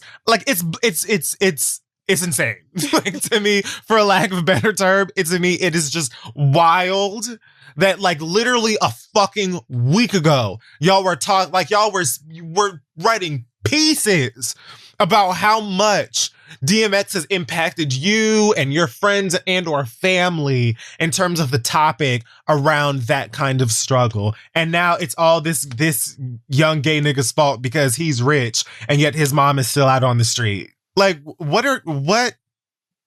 That's not how addiction You could works. shut the fuck up. Yep. You could say nothing. Yep. You could say nothing. You could shut the fuck up. You could find something else to do. You could play chess or learn. You could play checkers. Uno.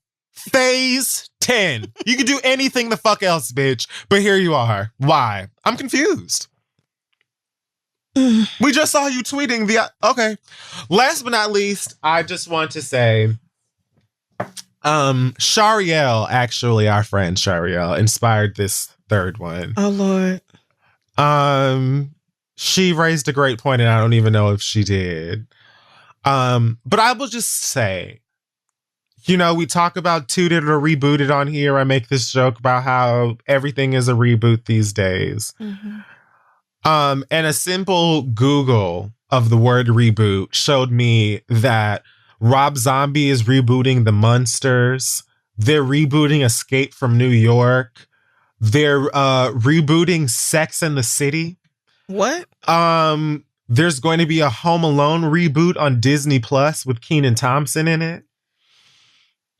So many reboots. So many reboots are happening, and I'm sure there are so many others. Like sometimes I like to just, you know, on maybe my lunch break or something, I like to sit back and have a snack and think of what I expect to hear will be rebooted in the next month.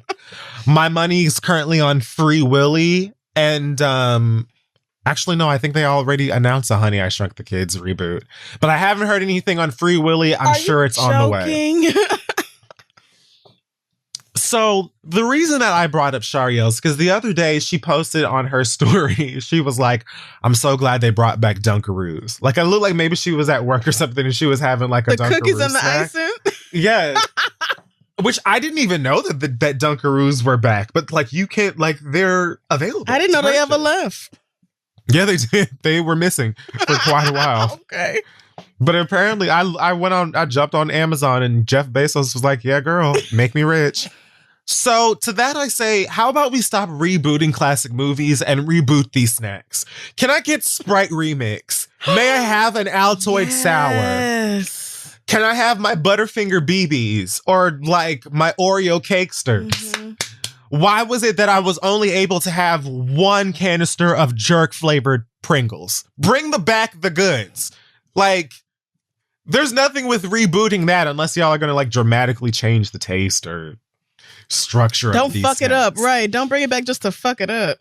But bring back some of the Yum Yums from the 80s and 90s and today. Right. Where is Clearly Canadian? Remember when on the radio they would be like, in the 70s or the 80s or 80s and 90s and today. Like, oh, yeah. Like all the hits. Yeah, all the hits. Right. Bring back the snacks from the 80s and 90s and today and leave the rest of this stuff the fuck. Because guess what? Guess what? I can watch The Sandlot. I can watch The Sandlot. And it's still good. The one that it's the same movie. It's still good. It's the same fucking movie. But I cannot get an Altoid Sour. What can we do about that? Where are the Butterfinger BBs?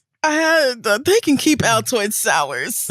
I loved them. Don't care. A little tangerine moment. That was the weirdest candy. Like, is this candy? It was so weird. Yes. Yum. I remember people being like, why? But Altoids are supposed to freshen. This is just like, I just remember people being confused to like why Altoid was just making sweets rather than like breath fresheners or whatever. But to that, I say, you know what I'm saying? Stand with me. We are a movement. Tag some of your favorite. No, we are a movement. You about to get all the old ass snacks. Yeah, I don't know why I just did that to my mentions. Yeah. Shit I've never heard of, never ate, never liked. Right. Yeah. But I just feel like reboot that. Do that. Bring Crystal Pepsi back. See, that's one I never had. But like I know all about the fascination behind it, the obsession behind the Crystal Pepsi shit. Mm-hmm. So like do that. Because like if I want to watch Death Becomes Her, I don't need to watch someone do it again. The movie's still good. And it's still good, right? I don't watch that and feel this longing for a new. great. Like, I understand like the math of it and that it's really all just like easy money for people that don't want to work. But I'm just like, if we're going to do the rebooting thing, let's spread that out into places where it can enact change. Come on. Where it can actually make a difference. Yes. Okay. What are we going to eat while we're watching these rebooted films? Let's have the conversations that matter. Old ass Doritos. I don't even know if there's a retired Dorito flavor, but bring it back anyway.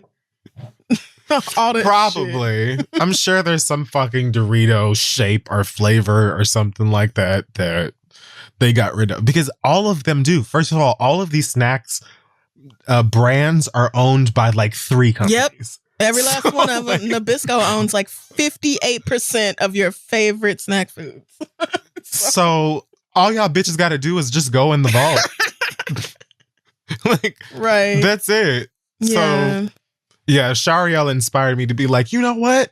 Why don't they bring that shit back instead of every fucking movie with Macaulay Culkin in it? Which, did you know he has a baby with Brenda Song? I did see that because he said something racist, and I saw a clip, and I was like, "Oh no!" He said something like, "We about to have I don't know if it was racist, maybe it was just problematic, but it was something about we finna have the prettiest little something babies running around," and I was just like, "Oh, this feels wrong." I don't remember exactly what he said, but I was just like, "Oh, please stop!" Like, please, Macaulay Culkin, because I can't handle this from you right now. Like, white people are disappointing me enough, and I really cannot be asked to parse everything that you just said here. So leave me alone with that. Go enjoy, your girlfriend or your wife and your baby. Like, please leave us out of the rest of it. But I did not know that they were rebooting Home Alone. I don't think I knew that. No. I found out today. I mean, why? I have no idea. Like, I have no idea. Okay, I guess. All that I asked was for y'all to clip Donald Trump out of the sequel. That's all that I asked. And I would still watch it every Christmas. Like, I don't. Yeah. There's a Home Alone 3 with another kid that's not, I'm pretty sure it's the third one, with another kid that's not Macaulay Culkin in it, and everybody paid that. So why the fuck do you feel I didn't know about that. Like, stop Right. it. Just like there's a Honey, We Shrunk Ourselves. What? Like, I don't even know if like if the people know parents about shrunk that. themselves? Yes, like the parents got Oh, good accidentally God. shrunk, and then the kids had a house party. All right, leave us alone. Yeah. So it's like, why? You've done this stuff, and no one wanted it.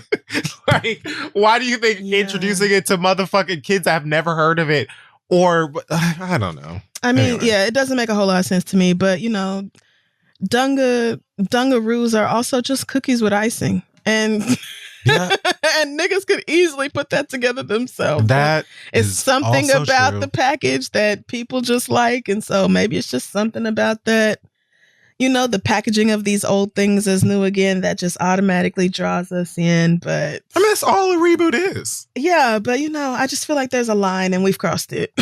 At least I can eat a Dunkaroo. Oh, okay. Well, amen. I don't really have much to say this week. It's been an incredibly overwhelming week as far as news is concerned, and I'm really trying to stay away from most of it. But I did hear that one of the police officers who shot Breonna Taylor has a book deal. Not shocked. And the title is tentatively I can't. I don't know if I have it. The Fight for Truth, the inside story behind the Breonna Taylor tragedy. Again, this is the man who murdered her writing this book. And so this is how we found out that Breonna Taylor was actually a lichen. Like, I And she don't know. transformed. I don't know what this man could possibly be about to put into this book, but it's not going to be anything that makes her murder any more justified. And so for you to be calling it The Fight for Truth is just like, incredibly infuriating because the truth is that lady was asleep in her bed when y'all busted down the door and fucking murdered her. That's truth all we need. Is that you got away with it. The truth is that y'all are suing her boyfriend now, like, for damages, like he did something to you. Like, you didn't try to set him up, like you wasn't in his house on some bullshit, like you didn't kill his girlfriend, like y'all didn't turn this whole family upside down. It's just something about white people and the goddamn audacity to be offended when they have hurt other people and to then turn that into an opportunity to make money off of it. Like, it's truly sickening. The publisher who signed him is a small independent publishing house called Post Hill Press. Sounds racist. Right, it does. And they are running into some issues because Simon & Schuster just announced like 12 hours afterwards that this book might be coming out, but they won't be distributing it, even though they have an agreement with Post Hill Press to distribute, because, you know, mainstream publishers do that a lot because they have the resources to distribute that smaller press houses don't.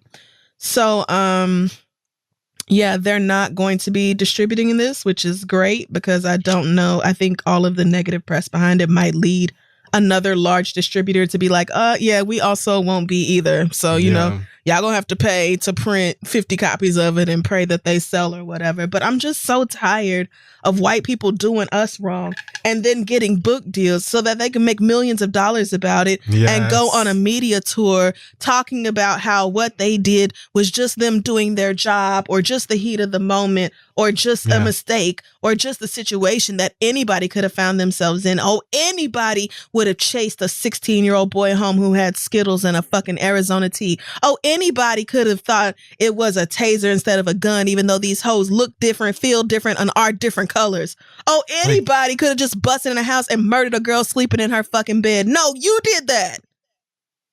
You literally already got away with You murder. Got away with it. Why is that not good enough? Like, why? You need a book too? May the absolute worst things happen to you and you alone. May you never know a single moment of peace. May Breonna's face haunt you for the rest of your living days. I'm so tired of the way y'all treat us. Living in this country is a mind fuck at every hour of every day. And to then have to be faced, like, we see what is happening here so clearly, and knowing that the structure that we live under will allow y'all to continue to do this is almost too much to handle. My prayers go out to Breonna Taylor's family, her boyfriend, her friends, the people who knew her and loved her and have to constantly relive the pain of losing her every time some dumb shit like this comes out. It's bad enough that the girl is gone and you got away with it. Yeah, I can't get past that part. Zero real trouble for taking this innocent woman's life. Zero real trouble. And now you back in our faces talking about let's find the truth, bitch. What are you going to say that's going to change the situation? Several people have lost their loved one and literally, like you just said, have to like try to like move through that trauma while they're forced to relive it every single day through the media and stuff like that. And then on top of that, Black people, Black Americans especially, also are hurt because it's just another huge reminder of the way that we are treated and viewed and mishandled and all that. So it's like, you literally already did all of this shit to us and you got away with it. But you also have to be like, well, let's discuss the truth, honey. The truth is the fact that, like, you girls shouldn't be mad because white. Isn't this America? Like, what can you... What can you possibly say? Like, a 3-headed serpent came out of her mouth and, you know, lunged. All that is that someone approached you and was like, let's make some money because they, like you, are, you know, very likely soulless worms that don't give a fuck about anybody but themselves and their money. And, you know, here we are. But yeah, I think getting away with it would be enough. You would think. And I don't really care if you were the officer who fired the fatal shot or not. The fact is that you were there. Your ass was also shooting. You were a part of it. You did shoot her in addition to this other person shooting her. And then one of the spokespeople for the publishing house came out and was like, this man's story is important. And we are going to tell it even if Simon & Schuster is hating on us, because the public deserves to hear it. And an open dialogue is essential to shining a light on the challenging issues that our country is facing. An open dialogue is not going to change policing. You know how we know? Because we have been having open dialogues about policing for decades, and y'all still do whatever the whole fuck you want to. Also, a book's not open dialogue. It's not. A book is not a conversation. You reading the book, and that is an experience you having by yourself. The book don't come with a Q&A with you and the author. It do not. The book is him saying what he wants to say, trying to make himself look better because he knows that he's been tarnished by his absolutely reprehensible actions. And so This is to either ease his own mind or to make people look or feel differently about him, or just to make some fucking money off of another dead black girl. And I don't care which one it is, you fucking suck. So to this man, Jonathan, whoever the hell, Mattingly, and to Post Hill Press and whoever decided this would be a good idea, and to whichever goofy bitch decided to double down on it, fuck all of y'all. Yeah. Just fuck you. It shouldn't be shocking that that's the situation that's happening, because it's like clockwork, but it's just... It's exhausting. Kill that girl in her bed. In her bed. Like, talking about the fight for truth. Nothing. For truth? And we had to sit back here and watch the country not do anything about it. Anything. And now you want us to read a book about the alleged truth? How about you simply fuck off? How about that instead? How about you just fuck off and die? Why about Maybe you do that? choke? Maybe choke. But just whatever it is, leave us the fuck alone. Black people have been through enough. And it's the constant disrespect that wears at you. It's the constant disregard for our value as human beings. I'm just so sick of this fucking country. It cannot change fast enough. Dude. Oh, okay. And that is my read. That wraps up the read for this week. Make sure you check us out on social media at This Is The Read. And check out our website, thisistheread.com. You can find our merch at shoptheread.com. And for everybody celebrating 420, happy 420. Weed is legal in New York now. So if you're allergic or you don't like the smell, I suggest you stay home tomorrow, because it's going to be, I'm sorry, it's simply going to be everywhere. So, but yes, congratulations to all of us celebrating. Never thought I'd see the day. I mean, it should have been like inevitable. Like it should have been like, oh man, just any day now we're finna have it. More states legalizing actually, it actually like gives me a touch of anxiety, because we're already seeing it, but like the amount of white hypocrisy and capitalism and shit that is going to be born of this is just really like, I just can't help but think of how many niggas are locked up for selling like dime bags or whatever. Meanwhile, like the real reason states even like New York are like, yeah, girl, go for it, is because the richest of the rich white girls are like, hey, do you know how much money that we can make in this industry? Right. Yeah. And it's just a little bit of weed. Like, that's why it's happening. So white people are going to just be coming in and like selling you whatever version of this shit that they get imported from whatever fucking farm in Alaska or Afghanistan or whatever the fuck. And meanwhile, your cousins and them are, lucky if they see the light of day. Like, I can't help but think about that when I think of some of these states going legal, especially one like New York that just not too long ago even was like, suck dick if you think you're getting legal weed here. Like, not even long ago, the girls were like, never. It's never going to happen ever. Yeah. Fuck you. I wouldn't be surprised if Andrew Cuomo made it happen, because he's just trying to get some of that heat off his back for all this sexual assault and all these allegations and shit he going through. Like, he trying to get people to leave him alone and let him stay in office. Like, and it's fuck Andrew. Told y'all from the very beginning that it's fuck Andrew Cuomo. Never seen it. Happy 420 to all the black and brown girls, though. We're going to have a good ass time. Fuck NYPD, because you know they're going to be on our asses about it. Like, girl, it's legal now. We can smoke it anywhere that we can smoke cigarettes, so please leave us the fuck alone. Point blank and period. quietly, like, the law for, like, carrying was not even... Like you had to be, like, carrying a lot of weed on you to, like... But... it wasn't going to change the fact that really it was nearly always an excuse for cops to just harass black folks. Yep. So it never mattered, even the law, then. Like, right? You could have half a pre-roll or some shit on you and they would still be like, oh, we smell some weed, and then turn that into something else. But, like, quiet as it might have been kept, like, bitch, you had to be carrying, like, a brick on you to be, like, in serious trouble. Yeah, you had to have more than an ounce on you, I think. And now you can have, I think, up to 3 ounces on you. Just on your person. Just running around, and it's like, with your errands and 3 ounces of weed. Why would you just regularly be running around with 3 ounces of weed on you? I mean, unless you... making some runs, you wouldn't, because ain't nobody that's what I'm carrying saying. That shit around. Or you're in a rap entourage. Like, I'm not just gonna be out constantly with that much weed on me. Right. So, but anyway, very overdue. And yeah, I hope all the people of color have a great 420. And yeah, anything else before we get out of here? Chloe Bailey is legitimately a goddess. Mm-hmm. The next Supreme. She is. Wow. Every time she posts a video of her singing, covering somebody's song or something, I'm just like, how is this girl even real? Such a fan. R.I.P. to Black Rob.